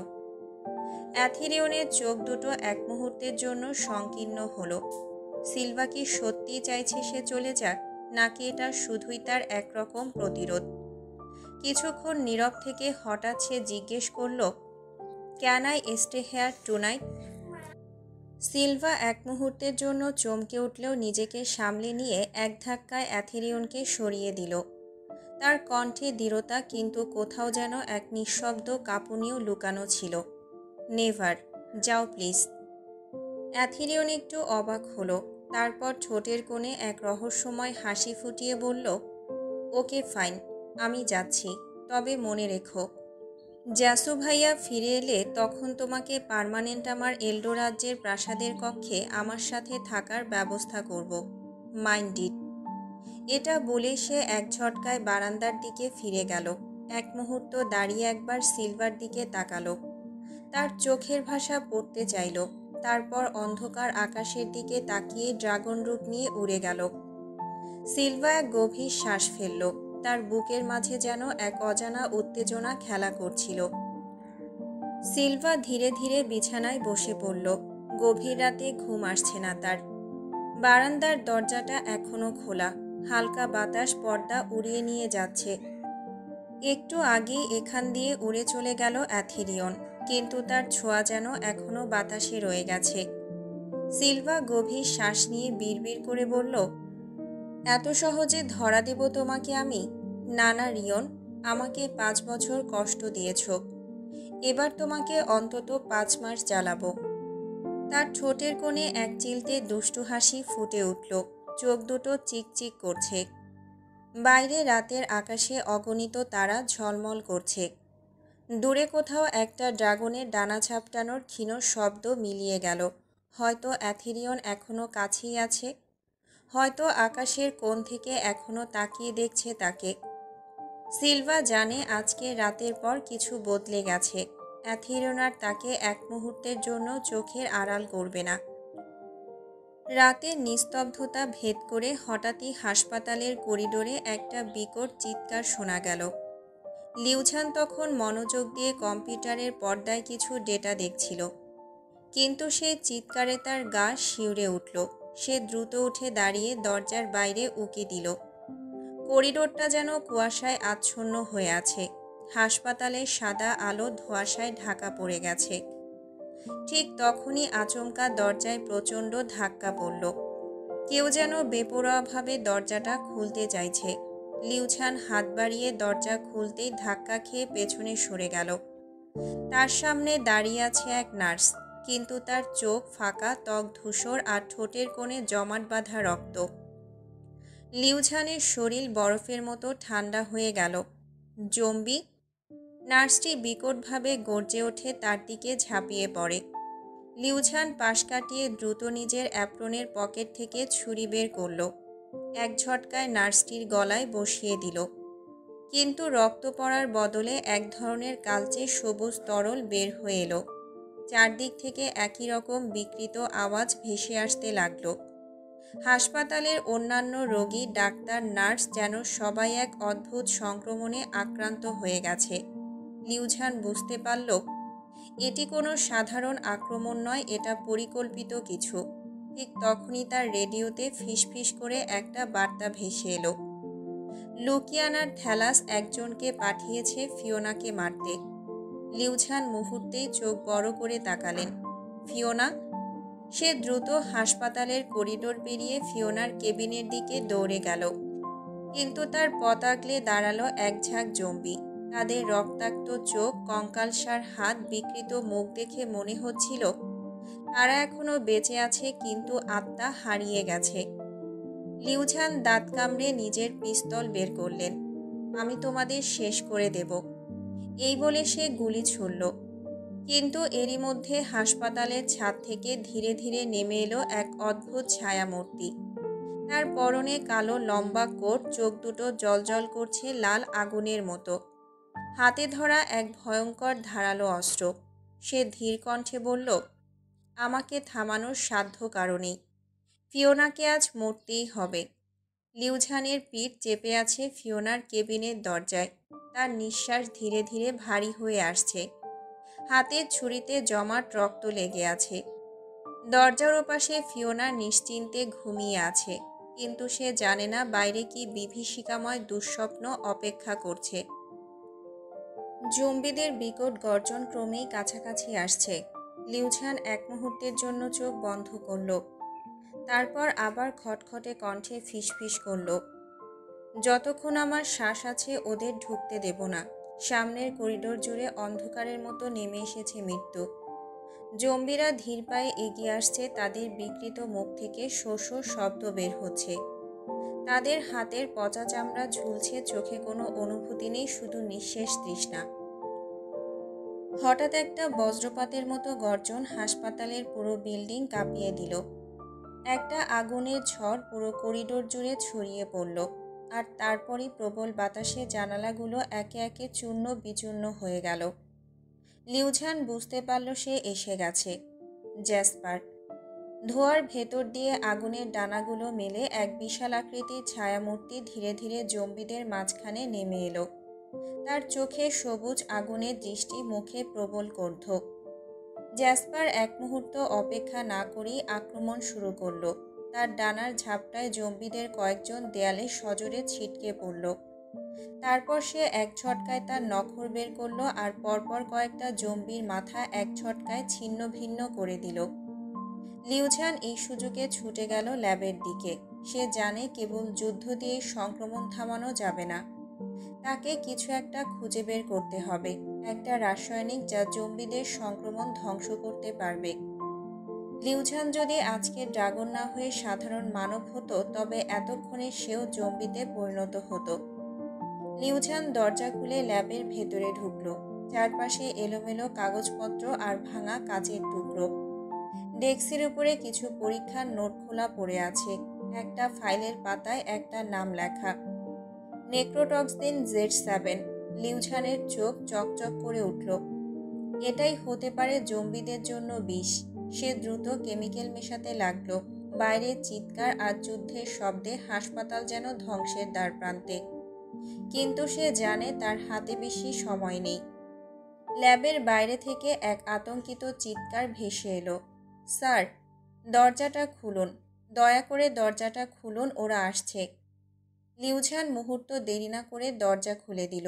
দরজা খুলতেই ভয়ার্ত শ্বাসকষ্টে হাঁপাতে থাকা ইয়াংঝিয়াও হুমড়ি খেয়ে তার উপর পড়ে গেল। তার গা ঘেঁষে দরজার ওপাশ থেকে জম্বিদের পচা দুর্গন্ধময় বাতাস ভেতরে ঢুকে এলো। এরা কোথা থেকে এলো স্যার? আমি অনেক কষ্টে পালিয়ে এসেছি, জিয়াও কাঁপা কাঁপা কণ্ঠে বলল। তার চোখে জল চিকচিক করছিল। লিউঝান শক্ত হাতে তাকে ধরে রাখল। তারপর আস্তে করে তার মাথায় হাত বুলিয়ে সান্ত্বনা দিল। আমি আছি, কিচ্ছু হবে না, সে ধীরে ধীরে বলল। তার কণ্ঠই একটা ঢাল হয়ে দাঁড়ালো ইয়াংঝিয়াওয়ের জন্য। জিয়াও আরও শক্ত করে লিউঝানকে জাপটে ধরল। তার শরীর এখনো ভয়ে কাঁপছে। ওরা সবাই কি মরে গেছে স্যার? লিউঝানের মুখ কঠিন হয়ে গেল। সে বাইরে এক ঝলক তাকালো। হাসপাতালের করিডোর জুড়ে মৃত্যুর ছায়া নেমে এসেছে। জম্বিদের বিকৃত শরীরগুলো ধীর পায়ে এগিয়ে আসছে, তাদের ফাঁপা চোখের গভীরে এক শেষহীন তৃষ্ণা জ্বলছে। সে জানে আর দেরি করা যাবে না। সে জিয়াওর কাঁধ ধরে বলল, তুমি এখানে থাকো, আমি নেক্রোটক্সিন Z7 তৈরি করছি। এটা ওদের থামাতে পারবে। জিয়াও অসহায় চোখে তাকিয়ে বলল, এটা কাজ করবে তো স্যার? লিউঝান একটু হেসে বলল, আমাকে পারতেই হবে, আমাদের বাঁচতে হলে। বাইরে তখনও জ্যাসপার একের পর এক জম্বিকে ছিন্ন ভিন্ন করছে। ল্যাবের দরজার বাইরে ভয়ঙ্কর শব্দ হচ্ছে। কঙ্কালসার সবাইকে মেরে ফেলার জন্য মরিয়া হয়ে আছে। ইয়াংঝিয়াও, দরজা ধরে রাখো। লিউঝান দ্রুত ইনজেকশন নেক্রোটক্সিন Z7 ভরতে ভরতে চিৎকার করল। কিন্তু দেরি হয়ে গেছে। একটা বিকৃত পচাগলা জম্বির হাত দরজার ফাঁক দিয়ে ঢুকে পড়েছে। একটা শীতল হাড়মোস্টানো আওয়াজ করে দরজাটা এক ধাক্কায় ভেঙে পড়ল। ইয়াংঝিয়াও আতঙ্কে চিৎকার দিয়ে পেছনে সরে গেল। লিউঝান দেরি না করে ইনজেকশনটা শক্ত হাতে ধরে জম্বির ঘাড়ের মাংসে এক ঝটকায় গেঁথে দিল। সাথে সাথে জম্বির শরীর কাঁপতে শুরু করলো, তার গলিত মাংসের উপর নীলচে আলো ছড়িয়ে পড়ল। আর কয়েক সেকেন্ডের মধ্যেই সে ধপ করে মাটিতে পড়ে গেল। তার চোখে ধীরে ধীরে ফিরে এলো চেতনার আলো। কোথায় আমি? কি হয়েছে? লিউঝান হাঁপাতে হাঁপাতে বলল, it's working, I am successful. কিন্তু এখনই বিশ্রামের সময় না, ফিওনা। লিউঝান দৌড়ে বেরিয়ে এলো ল্যাব থেকে। হাসপাতালের করিডোর দিয়ে ছুটতে লাগলো। জম্বিদের একের পর এক আক্রমণ প্রতিহত করতে করতে সে ফিওনার কেবিনের সামনে এসে থামল। কিন্তু দরজা খোলা। ভেতরে তাকাতেই তার বুকের ভেতরটা হিম হয়ে গেল। ফিওনা নেই, জ্যাসপারও নেই। শুধু লালচে ছোপ ছোপ রক্তের দাগ ছড়িয়ে আছে মেঝে জুড়ে। আর তার পেছনে আরও জম্বিরা এগিয়ে আসছে। চাঁদের ম্লান আলোয় চকচক করছে গাড়িটা। পৃথিবীর সবচেয়ে দামি সুপারকারগুলোর একটা রোলস রয়েসি বোট ট্রেল। তার নিখুঁত কার্বন ফাইবার বডির উপর জমে থাকা রক্তের ছোপগুলো কালো রাতের অন্ধকারে আরও রহস্যময় হয়ে উঠেছে। গাড়ির ইঞ্জিন বন্ধ, অথচ তার উপস্থিতি রাস্তায় থমথমে পরিবেশ সৃষ্টি করেছে। ড্রাইভিং সিটে বসে থাকা ব্যক্তি এই নৈশব্দের একমাত্র রাজা, জ্যাসপার অরিজিন। তার মুখের বাঁকা হাসি, তীক্ষ্ণ সবুজারণ্য চোখের দৃষ্টি আর চিবুকের নিচে লেগে থাকা তাজা রক্তের দাগ বলে দিচ্ছে কিছুক্ষণ আগে এক নারকীয় খেলা হয়েছিল।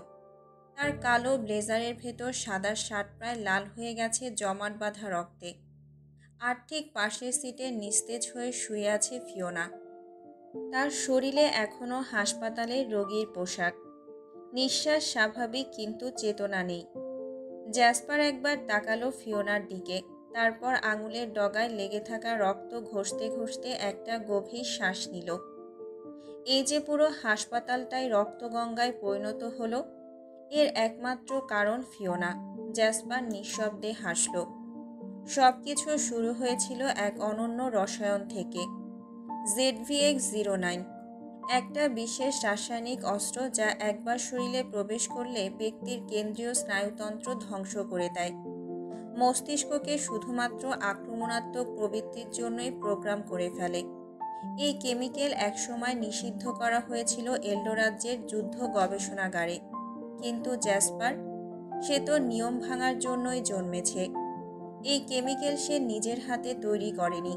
এটি এসেছিল ড্রাকুনিস রাজ্যের প্রাচীন গবেষণা ল্যাব থেকে, যেখানে একসময় নিষিদ্ধ পরীক্ষাগুলোর নথি এখনও অন্ধকারে চাপা পড়ে আছে।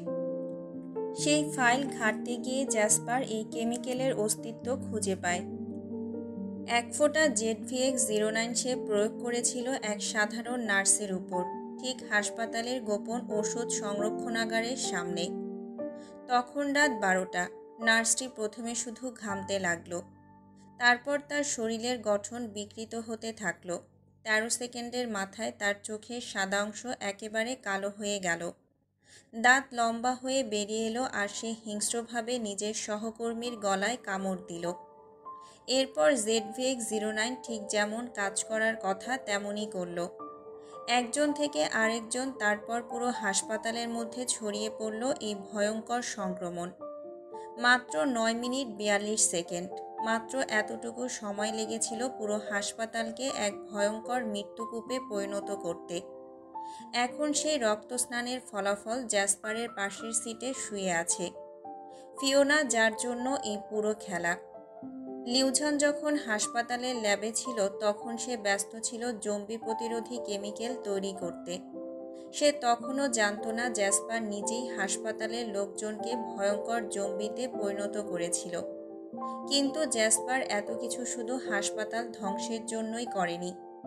তার লক্ষ্য একটাই, ফিওনাকে তার নিজের কাছে আনা এবং ফিওনার চোখের সামনেই তার শত্রুদের নৃশংস শাস্তি দেওয়া। জ্যাসপার গাড়ির ইঞ্জিন চালু করলো। ফিওনা এখনও অচেতন, কিন্তু বেশিক্ষণ নয়। তারপর আস্তে আস্তে গাড়িটা চলতে শুরু করলো, এক ভয়ঙ্কর রাতের নীরব সাক্ষী হয়ে। গাড়িটা এসে থামলো একটা পুরনো পরিত্যক্ত কারখানার সামনে। জায়গাটা এতটাই নির্জন যে মনে হবে বহু বছর আগে এখান থেকে সব কিছু মুছে ফেলা হয়েছে। সামনের বিশাল লোহার গেটটা মরিচা ধরে লালচে হয়ে গেছে। উপরের দিকে কিছু জায়গায় গর্ত হয়ে আকাশ দেখা যাচ্ছে। বাতাস ভারী, যেন কোনো রাসায়নিক গন্ধ এখনও এখানকার বাতাসে মিশে আছে। জ্যাসপার ধীর পায়ে গাড়ি থেকে বেরিয়ে এলো। তার কালো ব্লেজারের নিচে থাকা সাদা শার্টটা জমে যাওয়া রক্তে মাখামাখি।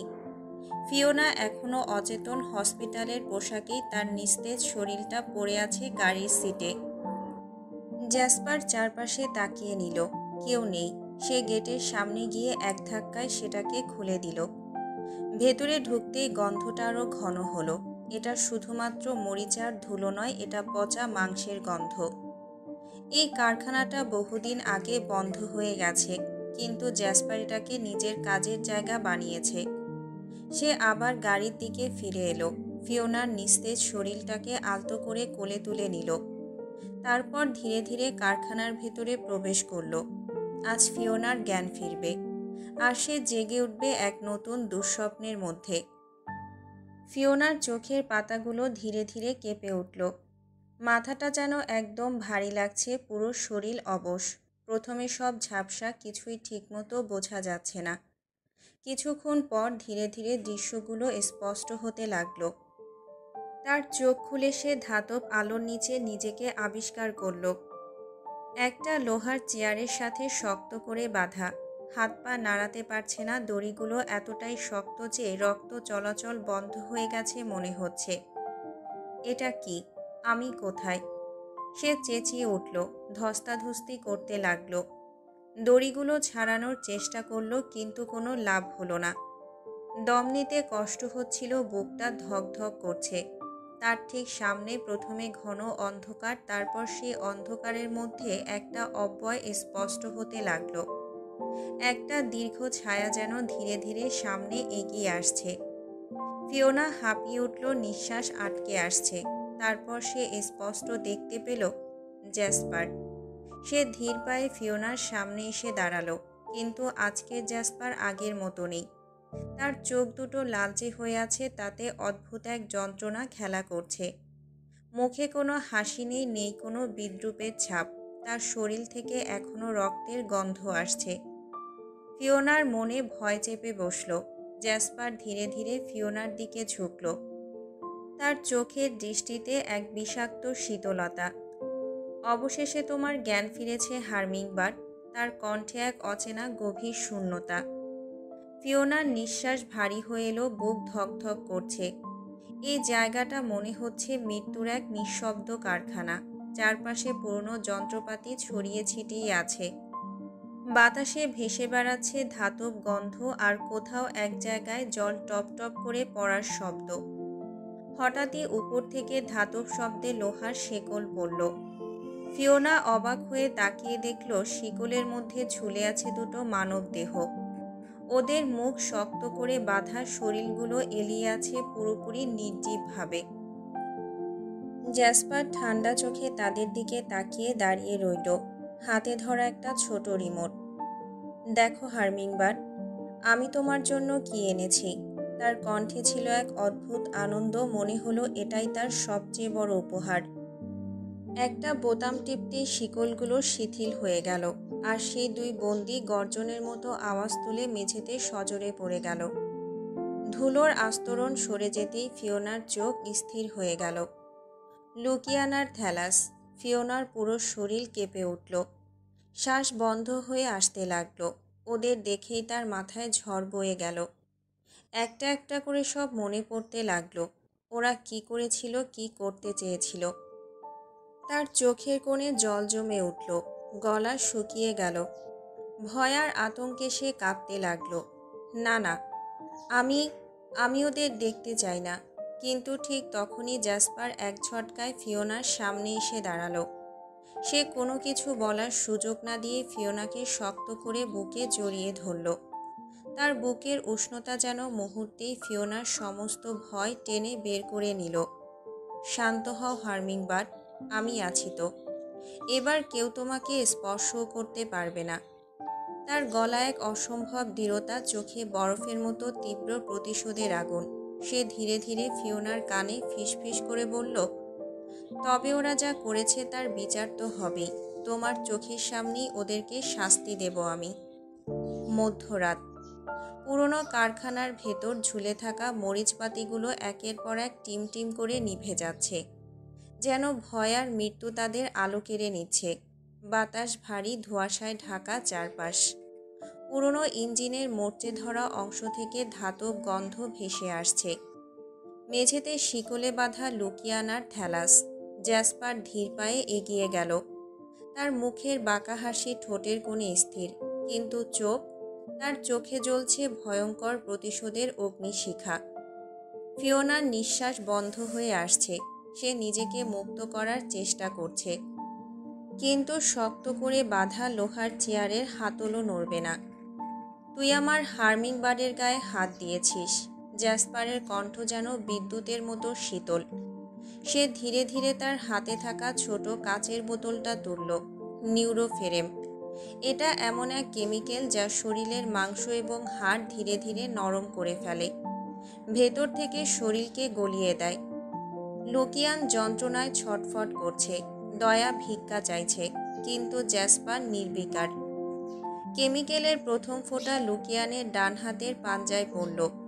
গলিত চামড়া ফুটতে ফুটতে ঝরে পড়তে লাগলো। মাংসের নিচে থাকা শিরাগুলো কালচে হয়ে উঠছে, আর তার আর্তনাদে পুরো কারখানা প্রতিধ্বনিত হয়ে উঠল। জ্যাসপার অবিচল। সে এবার ধাতব গ্লাস হাতে তুলে নিল। প্রথম নখটা এক ঝটকায় খুলে এলো, সাথে রক্ত ছিটকে পড়ল ফিওনার সাদা হাসপাতালের পোশাকে। ফিওনার শ্বাস নিতে পারছে না। সে কাঁপছে, কিন্তু তার চিৎকার বের হচ্ছে না। দ্বিতীয় নখ তুলতে সে 1 সেকেন্ডও লাগালো না। লুকিয়ানের চিৎকার কেটে গেছে, তার কণ্ঠ ভাঙা। জ্যাসপার ধীর কণ্ঠে ফিসফিস করে বলল, এটা তো শুধু শুরু। সে এবার তার হাতের প্রথম আঙুল ধরে এক ঝটকায় ছিঁড়ে ফেলল। কচকচ করে হাড় আলাদা হয়ে গেল। ধপ।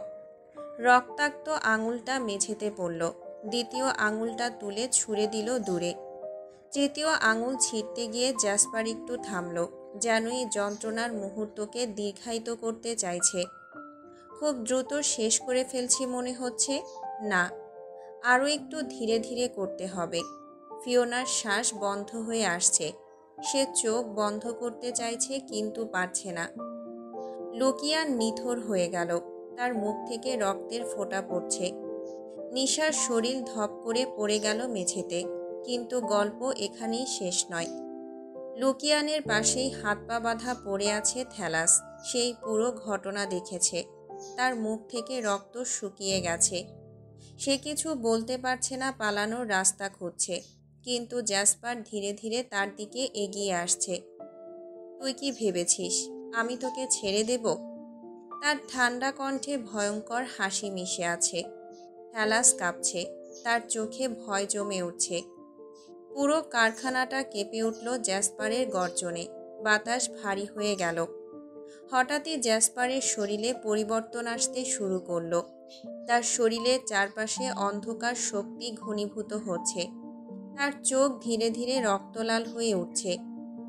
ফিওনার হৃদস্পন্দন থেমে যাবার উপক্রম। সে বিস্ময়ে ফিসফিস করে বলল, প্রিন্স। কিন্তু এখন সে শুধু প্রিন্স নয়, সে এক ভয়ঙ্কর আজদাহা। পুরো কারখানাটা নিস্তব্ধ। শুধু লুকিয়ানের আর্তনাদ ধীরে ধীরে মিলিয়ে যাচ্ছে। মৃত্যুর হাতছানিতে হার মানতে বাধ্য হচ্ছে। জ্যাসপার এখনও দাঁড়িয়ে। তার মুখে কোনো অনুভূতির ছাপ নেই, বরং তার চোখ আরও গাঢ় লাল হয়ে উঠেছে। এক ভয়াবহ তৃপ্তি যেন তার রক্তে মিশে গেছে। সে ধীরে ধীরে লুকিয়ানের বাম হাত ধরে ফেলল। ফিওনা কাঁদছে, কিন্তু তার কান্নার শব্দও যেন আটকে গেছে গলার ভেতর। প্রথম নখটা উঠে এলো। লুকিয়ানের ঠোঁট ফাঁক হয়ে গেল, কিন্তু এবার কোনো চিৎকার বের হলো না, শুধু নিঃশ্বাসের টান, হালকা একটা গুড়িয়ে যাওয়ার শব্দ। দ্বিতীয় নখও একইভাবে তুলে ফেলল। তার চোখ ফাঁকা হয়ে গেছে, সে বুঝতে পারছে আজ আর সে বাঁচবে না। তৃতীয় নখ তুলতেই লুকিয়ানের শরীর কাঁপতে লাগলো, তার হাতগুলো আর শক্তি পাচ্ছে না, রক্তে ভিজে গেছে মেঝে। এবার জ্যাসপার এক ঝটকায় তার বাম হাতের প্রথম আঙুল ধরে টান দিল। হাড় আলাদা হয়ে গেল, রক্তমাখা আঙুলটা মেঝেতে পড়ল। দ্বিতীয় আঙুলটাও ছিঁড়ে ফেলল। তৃতীয় আঙুল ছিঁড়তে গিয়ে জ্যাসপার এবার থামল না, সে ঠান্ডা স্বরে ফিসফিস করে বলল, তোর আর কোনো হাত লাগবে না, তাই না? এক ঝটকায় পুরো বাম হাত ছিঁড়ে ফেলল। লুকিয়ানের দেহ নিথর হয়ে গেল, কিন্তু এখনও প্রতিশোধ শেষ হয়নি। থ্যালাস এখনও জীবিত, সে নিঃশ্বাস নিতে পারছে না, তার মুখ শুকিয়ে গেছে। জ্যাসপার ধীর পায়ে তার দিকে এগিয়ে গেল। তোর পালা। থ্যালাসের চোখ বিস্ফোরিত, সে পাগলের মতো মাথা নাড়ছে, মুক্ত হতে চাইছে। প্লিজ আমাকে ছেড়ে দাও, আমি মরতে চাই না। কিন্তু জ্যাসপার এবার কোনো কথা বলল না। যেভাবে লুকিয়ানকে শেষ করলো ঠিক সেভাবেই থ্যালাসের হাতের নখ এক এক করে তুলে ফেলল, তারপর আঙুল আর তারপর পুরো হাত ছিঁড়ে ফেলল। রক্তে লাল হয়ে গেল চারপাশ। ফিওনার দৃষ্টি ঝাপসা হয়ে আসছে, সে আর দেখতে পারছে না, তার শরীর অবশ হয়ে গেছে।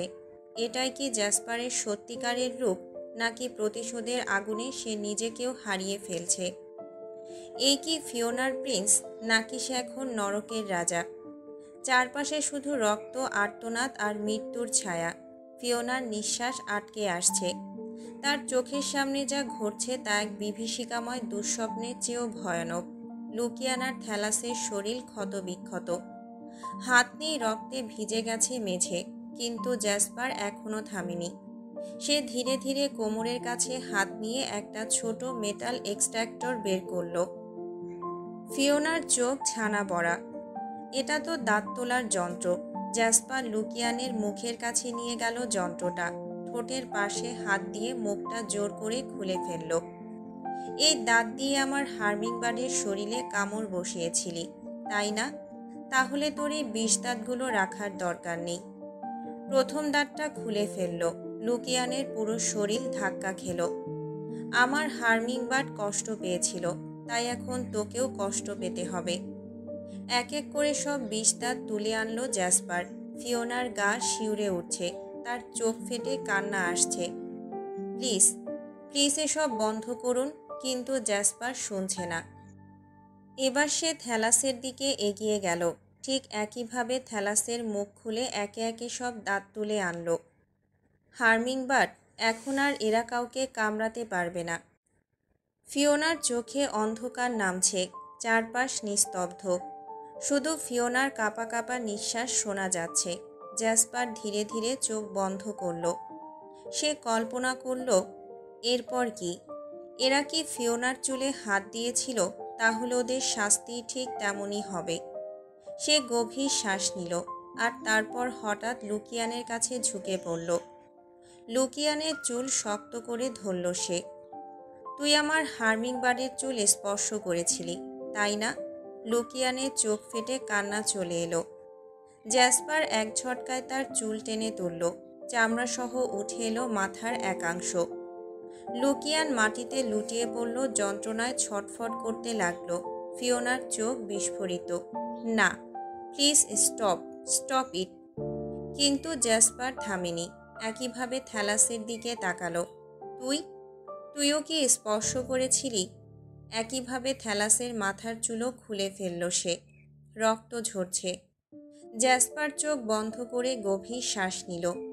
ফিওনা বুঝতে পারছে না সে কি দুঃস্বপ্ন দেখছে নাকি বাস্তবেই জ্যাসপার রক্তপিপাসু এক দানব হয়ে গেছে। কারখানাটি নীরব এক নিঃশ্বাসে থেমে গিয়েছিল। রক্তের ছোট ছোট ছিটে মেঝেতে ছড়িয়েছিল। লুকিয়ানের দেহ নিস্তেজ হয়ে পড়েছিল, অথচ তার মৃত্যু এখনও শেষ হয়নি। জ্যাসপার অদৃশ্য এক আজদাহার মতো ধীরে ধীরে এগিয়ে যাচ্ছিল। তার হাতে ছিল একটা তীক্ষ্ণ মেডিকেল যন্ত্র। একটা ছোট স্কালপেল যা চোখের পপিলাকে নিখুঁতভাবে বের করার জন্য প্রস্তুত। তার দৃষ্টি করা একটু নরম ছিল না। প্রতিশোধের আগুন তার চোখে জ্বলছিল। সে জানত তার কাজটা ঠিক করতে হবে। এখন তোর চোখ দুটো তার প্রাপ্য শাস্তি পাবে। জ্যাসপার শীতল পৈশাচিক হাসি দিয়ে বলল। ধীরে ধীরে তার হাত স্কালপেলটির দিকে এগিয়ে নিচ্ছিল। লুকিয়ানের শরীর কাঁপছিল, তবে তার শক্তি প্রায় নিঃশেষিত। সে কোনো প্রতিরোধ করতে পারছিল না, কারণ তার শরীর এতটাই ক্ষত বিক্ষত ছিল যে তার সমস্ত শক্তি চলে গিয়েছিল। প্রথম চোখটির পপিলার দিকে স্কালপেলটি সরিয়ে ফেলল জ্যাসপার, আর তার চোখে চারপাশের মাংস কেটে একে একে বাইরে তুলতে শুরু করলো। লুকিয়ানের মুখে নিঃশব্দ আর্তনাদ।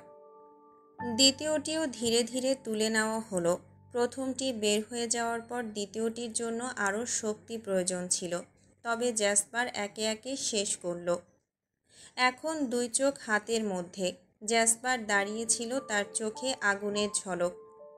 এই চোখ দিয়ে আমার ভালোবাসার দেহের দিকে নোংরা দৃষ্টি দিয়েছিলি, তাই না? তার কণ্ঠে গম্ভীর আঘাত, ঠান্ডা সুর। তারপর একে একে তার হাতের যন্ত্রটি স্লো মোশনের সময়ের মতো ধীরে ধীরে নড়াচড়া করতে লাগলো। লুকিয়ানের চোখগুলো লুপ্ত হয়ে গিয়েছিল, কিন্তু তার শরীরে এক ধরনের অদৃশ্য ব্যথা ফুটে উঠেছিল। জ্যাসপার তাদের চোখ দুটো হাতে তুলে নিয়ে ধীরে ধীরে থ্যালাসের দিকে হাঁটতে শুরু করলো। থ্যালাস সরে যেতে চাইল, কিন্তু তার শরীরেও শক্তি নেই। এখন তোর পালা। জ্যাসপার থ্যালাসের দিকে এগিয়ে এসে বলল। তার চোখে ছিল এক অদৃশ্য আতঙ্ক, আর হাতের মধ্যে ছিল সেই তীক্ষ্ণ যন্ত্র। জ্যাসপার আবার বলল, এবার তোর চোখও আমি তুলে নেব। থ্যালাস আরও কাঁপতে শুরু করলো। তার দেহ অস্থির হয়ে গিয়েছিল, কিন্তু সে জানত কিছুই পালানো সম্ভব ছিল না। তাদের দুজনের চোখ তুলে নিয়ে জ্যাসপার সেগুলো ধীরে ধীরে ফিওনার সামনে রেখে বলল, এই পাপী চোখগুলো যেটা দিয়ে তারা তোমার শরীরের দিকে বাজে দৃষ্টিতে তাকিয়েছিল, এখন আমি তাদের চোখ তোমার সামনে তুলে এনেছি। ফিওনার চোখে ছিল অন্ধকার ভয়। সে আর নিতে পারছিল না, মনে হচ্ছে এখনই সে মূর্ছা যাবে। অন্ধকার কক্ষে ব্যানস মেশিনটি দাঁড়িয়েছিল, তার জ্বলন্ত শীতল ইস্পাতের দেহ দিয়ে এক অসীম ভয় ছড়াচ্ছিল। ধাতুগুলো এক ভয়ানক শীতলতা আর তীব্র আতঙ্ক ছড়িয়ে যাচ্ছিল। এই মেশিনটি ছিল এমন এক অতিপ্রাকৃত শক্তির আধার, যা মানুষের শরীরকে নিমিষেই টুকরো টুকরো করে ফেলতে পারে। কারখানার ভেতর থমথমে নীরবতা। চারপাশে বাতাসে ভেসে বেড়াচ্ছে তীব্র ধাতব গন্ধ, রক্তের মিশ্রিত উষ্ণতা। ফ্লোর জুড়ে ছড়িয়ে থাকা রক্তের ছোপ। ভাঙাচোরা যন্ত্রপাতির মাঝখানে দাঁড়িয়ে আছে জ্যাসপার। তার মুখে কোনো ভাবান্তর নেই, কিন্তু তার চোখের গভীরে এক অগ্নিশিখা জ্বলছে।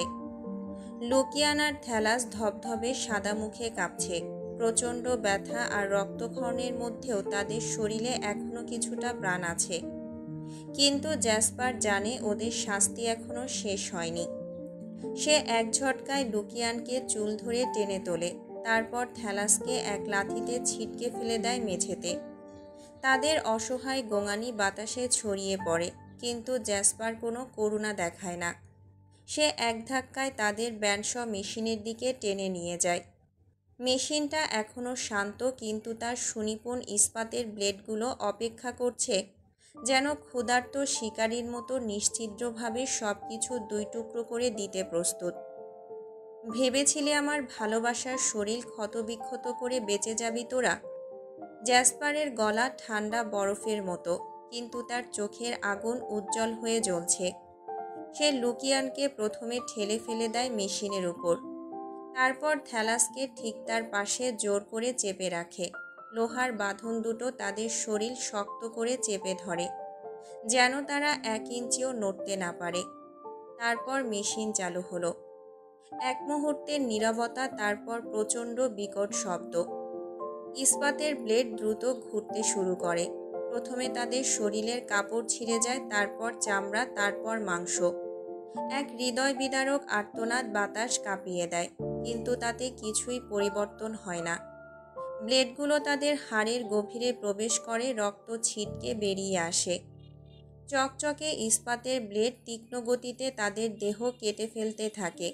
শরীরের একের পর এক অংশ বিচ্ছিন্ন হতে থাকে। প্রথমে হাত, তারপর বুকের মাঝখান দিয়ে এক নিখুঁত বিভাজন। ঝপঝপ করে রক্ত মাংস ছিটকে পড়ে চারপাশে। গাঢ় লাল উষ্ণ রক্ত বৃষ্টির মতো ছড়িয়ে পড়ে চারদিকে। জ্যাসপার তার মুখে অনুভব করে সেই উষ্ণতা। তার ঠোঁট, গাল, চোখ সব ভিজে যায় সেই লাল রক্তে। ফিওনার দিকেও ছিটকে আসে সেই রক্ত। তার চোখ বিস্ফোরিত হয়ে যায়। নিঃশ্বাস বন্ধ হয়ে আসে। এক মুহূর্তের জন্য সে স্থির বসে থাকে। তারপর তার শরীর ঢলে পড়ে। অচেতন হয়ে যায় ফিওনা। পুরো পরিবেশ নীরব হয়ে যায়। চারপাশ নিস্তব্ধ, যেন সময় থমকে গেছে। শুধু রক্তের গন্ধ বাতাসে ছড়িয়ে আছে, কালো ধোঁয়ার মতো ভারী হয়ে। জ্যাসপার ধীরে ধীরে ফিওনার দিকে এগিয়ে গেল। তার গায়ের রক্ত এখনো শুকায়নি। তীক্ষ্ণ নখের মাঝে আটকে থাকা লুকিয়ানার থ্যালাসের মাংসের টুকরোগুলো সেই বিভীষিকার সাক্ষ্য বহন করছিল। ফিওনা নিথর হয়ে পড়ে আছে মাটিতে, চোখ বন্ধ, নিঃশ্বাস ধীর। সে কিছুক্ষণ ফিওনার মুখের দিকে তাকিয়ে থাকল। ক্লান্ত, অবশ লাগছিল, কিন্তু ভেতরের অগ্নিশিখা এক বিন্দুও কমেনি। তারপর সে পকেট থেকে একটা ছোট রিমোট বের করল। এক চাপ দিতে কারখানার ভেতর এক গর্জন ওঠে। গা ছমছমে অন্ধকারের ভেতর থেকে বিশাল সব ছায়ামূর্তি বেরিয়ে আসতে শুরু করল। এগুলো সাধারণ কোনো প্রাণী নয়, এগুলো ছিল মাংসখেকো জানোয়ার। বিশাল আকৃতির, কালো কুকুরের মতো ভয়ঙ্কর শিকারী। চোখগুলো জ্বলজ্বল করছে অন্ধকারে, দাঁতগুলো রক্তপিপাসায় চকচক করছে। তারা কোনো অপেক্ষা করল না। পিশাচের মতো ছুটে গিয়ে ছিন্ন ভিন্ন দেহের মাংস কামড়ে ধরে টানতে লাগল। চর্বণের বিকট শব্দ প্রতিধ্বনিত হলো কারখানার চারপাশে। ভাঙাচোরা লোহার মেঝেতে রক্ত গড়িয়ে পড়তে লাগল। জ্যাসপার একবারও পেছনে তাকালো না। সে ধীর পায়ে ঝুঁকে ফিওনাকে কোলে তুলে নিল। রক্তাক্ত হাতের ছোঁয়ায় ফিওনার শরীরের সঙ্গে লেগে গেল সেই উষ্ণ আঠালো তরল। তারপর এক শক্ত পদক্ষেপে কারখানা থেকে বেরিয়ে এলো জ্যাসপার। পেছনে শুধুই রইল মৃত্যুর বিভীষিকা, রক্তের গন্ধ আর সেই ভয়ালো জানোয়ারগুলোর বিকট চিবানোর আওয়াজ প্রতিধ্বনিত হলো।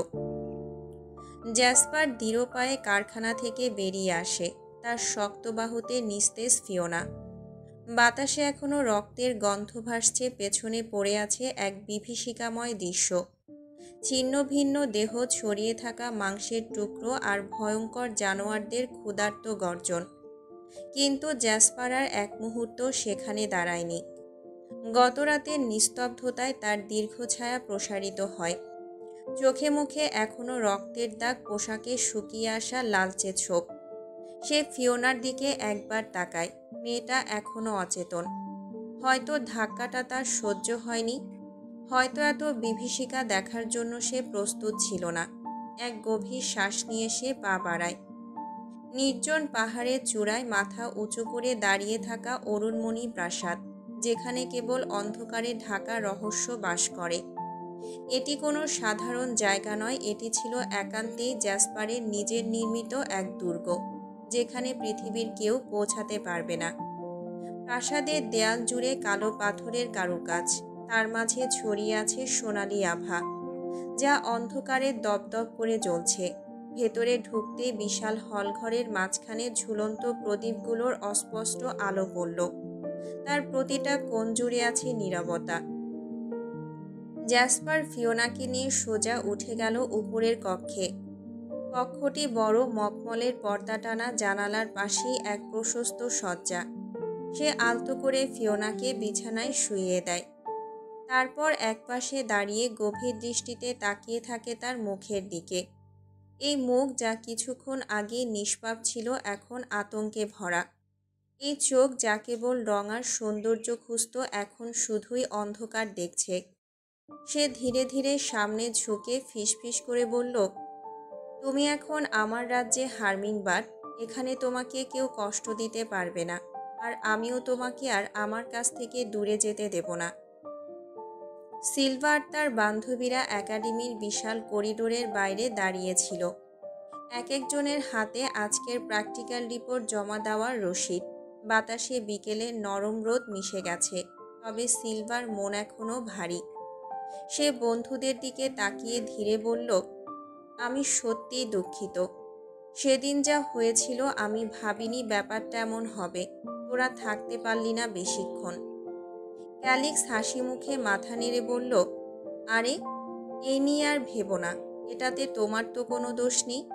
কিন্তু ঠিক তখনই বাতাস মুহূর্তের জন্য থমকে গেল। কি ব্যাপার? আমাকে নিয়ে কথা হচ্ছিল, তাই না? গভীর মসৃণ এক কণ্ঠ ভেসে এলো। সবাই ঘুরে তাকাতে দেখল অ্যাথেরিয়ন সামনে এসে দাঁড়িয়ে আছে। তার চোখে এক ধরনের আত্মবিশ্বাসী ঝলক। কালোর মধ্যে আকাশি রঙের লেয়ার চুল এলোমেলো, কিন্তু তার শার্টের বোতাম খোলা। মনে হলো কোনো তাড়াহুড়োর মধ্যে এসেছে। সিলভা কিছু বলার আগেই অ্যাথেরিয়ন তার হাত দৃঢ়ভাবে ধরে টেনে নিল। চলো। রিয়ন, ছাড়ো। সিলভা হাত ছুটিয়ে নিতে চেষ্টা করল, কিন্তু অ্যাথেরিয়ন একটুও ছাড়ল না। তার বান্ধবীরা আর ক্যালিক্স হতবাক হয়ে তাকিয়ে রইল, চোখে মুখে বিস্ময়। হঠাৎই অ্যাথেরিয়ন দূর থেকে প্রিন্সিপালের ছায়া দেখতে পেল। শব্দ করো না, ফিসফিস করে বলেই সিলভাকে টেনে লাইব্রেরির দরজার দিকে এগিয়ে গেল সে। লাইব্রেরির ভেতরে ঢুকে দরজা আস্তে করে বন্ধ করল। বাইরে থেকে নিশ্চুপ করিডোরে প্রিন্সিপালের পায়ের শব্দ ধীরে ধীরে মিলিয়ে গেল। অ্যাথেরিয়ন গভীর শ্বাস নিল, তারপর সিলভার দিকে তাকিয়ে মৃদু হাসল।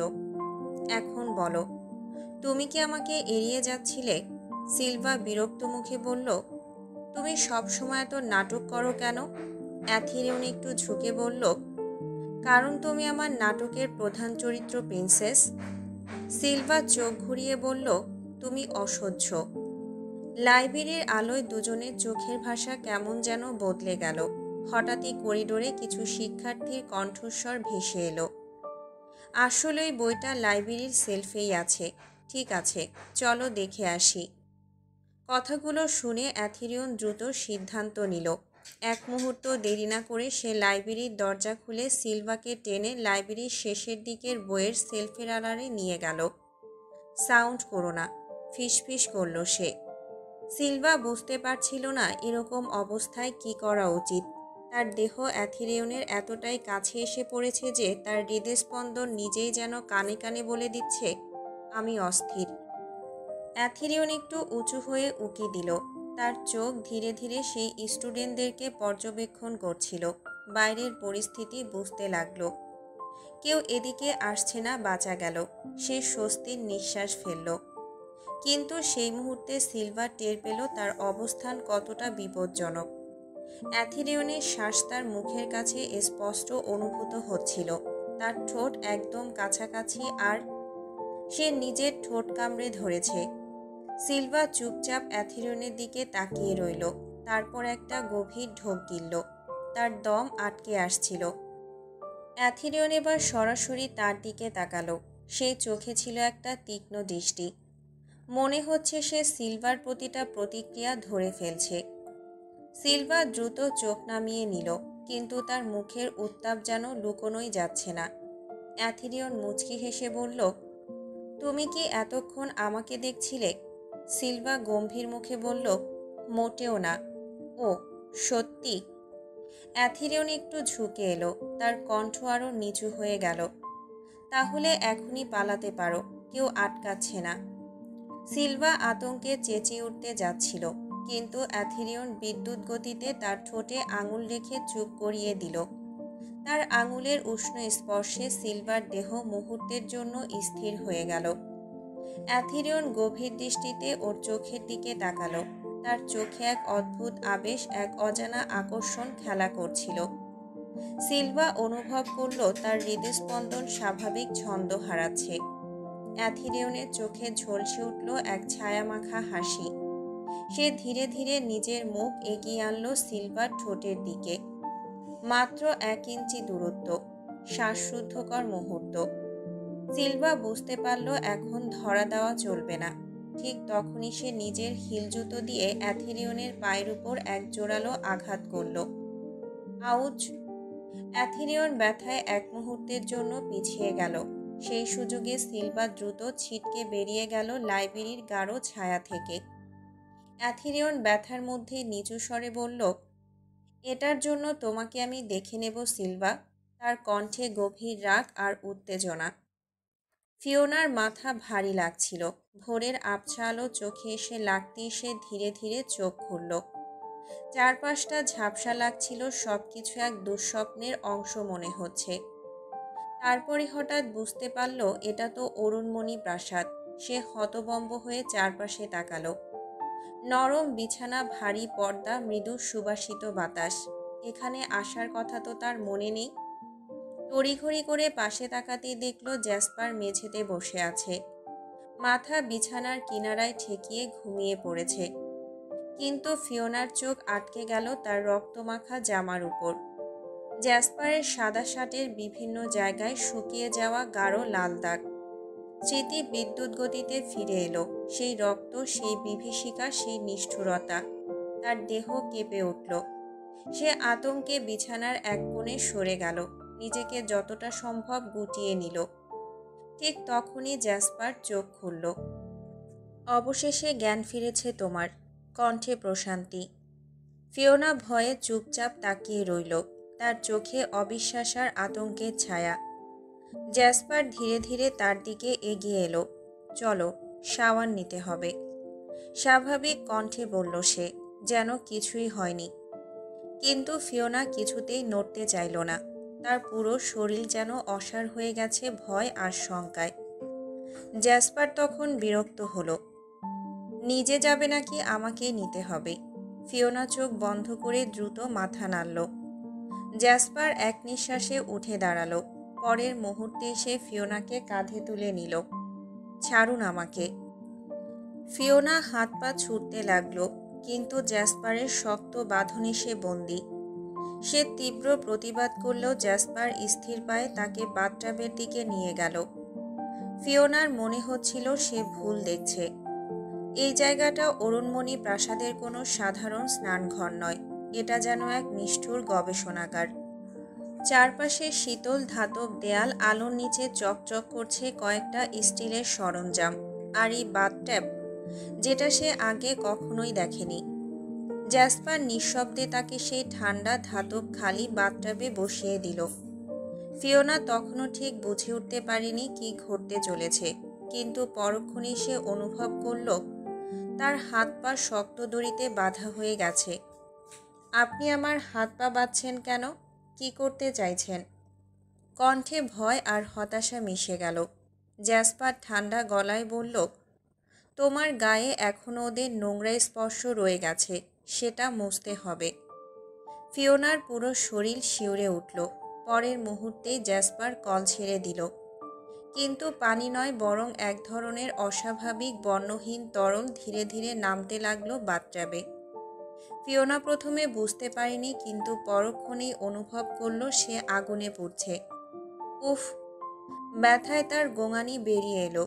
তরলটা তার চামড়ার সঙ্গে মিশতে না মিশতেই তীব্র দহন শুরু হলো। মনে হচ্ছে তার পুরো দেহ পুড়ে যাচ্ছে। আপনি কি করছেন? এটা কি হচ্ছে? ফিওনা যন্ত্রণায় কাতরাচ্ছে, দড়ির বাঁধনে ছটফট করছে। জ্যাসপার ঠান্ডা দৃষ্টিতে তাকিয়ে বলল, একদিন তুমি প্রশ্ন করেছিলে কেউ যদি তোমার পুরো শরীরে স্পর্শ করে তবে আমি কি করব। ফিওনার শ্বাস আটকে গেল। সেদিন আমি বলেছিলাম যে স্পর্শ করবে তাকে মহাবিশ্ব থেকে মুছে ফেলব, আর তোমাকে চুবিয়ে রাখবো পুরো NTC-7 কেমিক্যালের মধ্যে। ফিওনার চোখ বিস্ফোরিত হয়ে গেল। NTC-7? এটা সাধারণ কোনো তরল নয়, এটা বিশুদ্ধিকরণের জন্য তৈরি এক ভয়ানক রাসায়নিক, যা জীবিত দেহের সংস্পর্শের সঙ্গে সঙ্গে চামড়া পুড়িয়ে দেয়। না, থামুন প্লিজ, থামুন। ফিওনার পুরো শরীর লাল হয়ে যাচ্ছে, তার চামড়ার স্তর উঠে আসছে। যন্ত্রণা এত তীব্র যে তার দৃষ্টিও ঝাপসা হয়ে আসছে। জ্যাসপার নীরবে তাকিয়ে রইল। তার চোখে কোনো সহানুভূতি নেই, শুধু এক ধরনের ঠান্ডা সংকল্প। ওদের ছোঁয়া মুছতে হবে হার্মিংবার্ড। সে ধীর কণ্ঠে বলল, তোমাকে পবিত্র করতে হবে,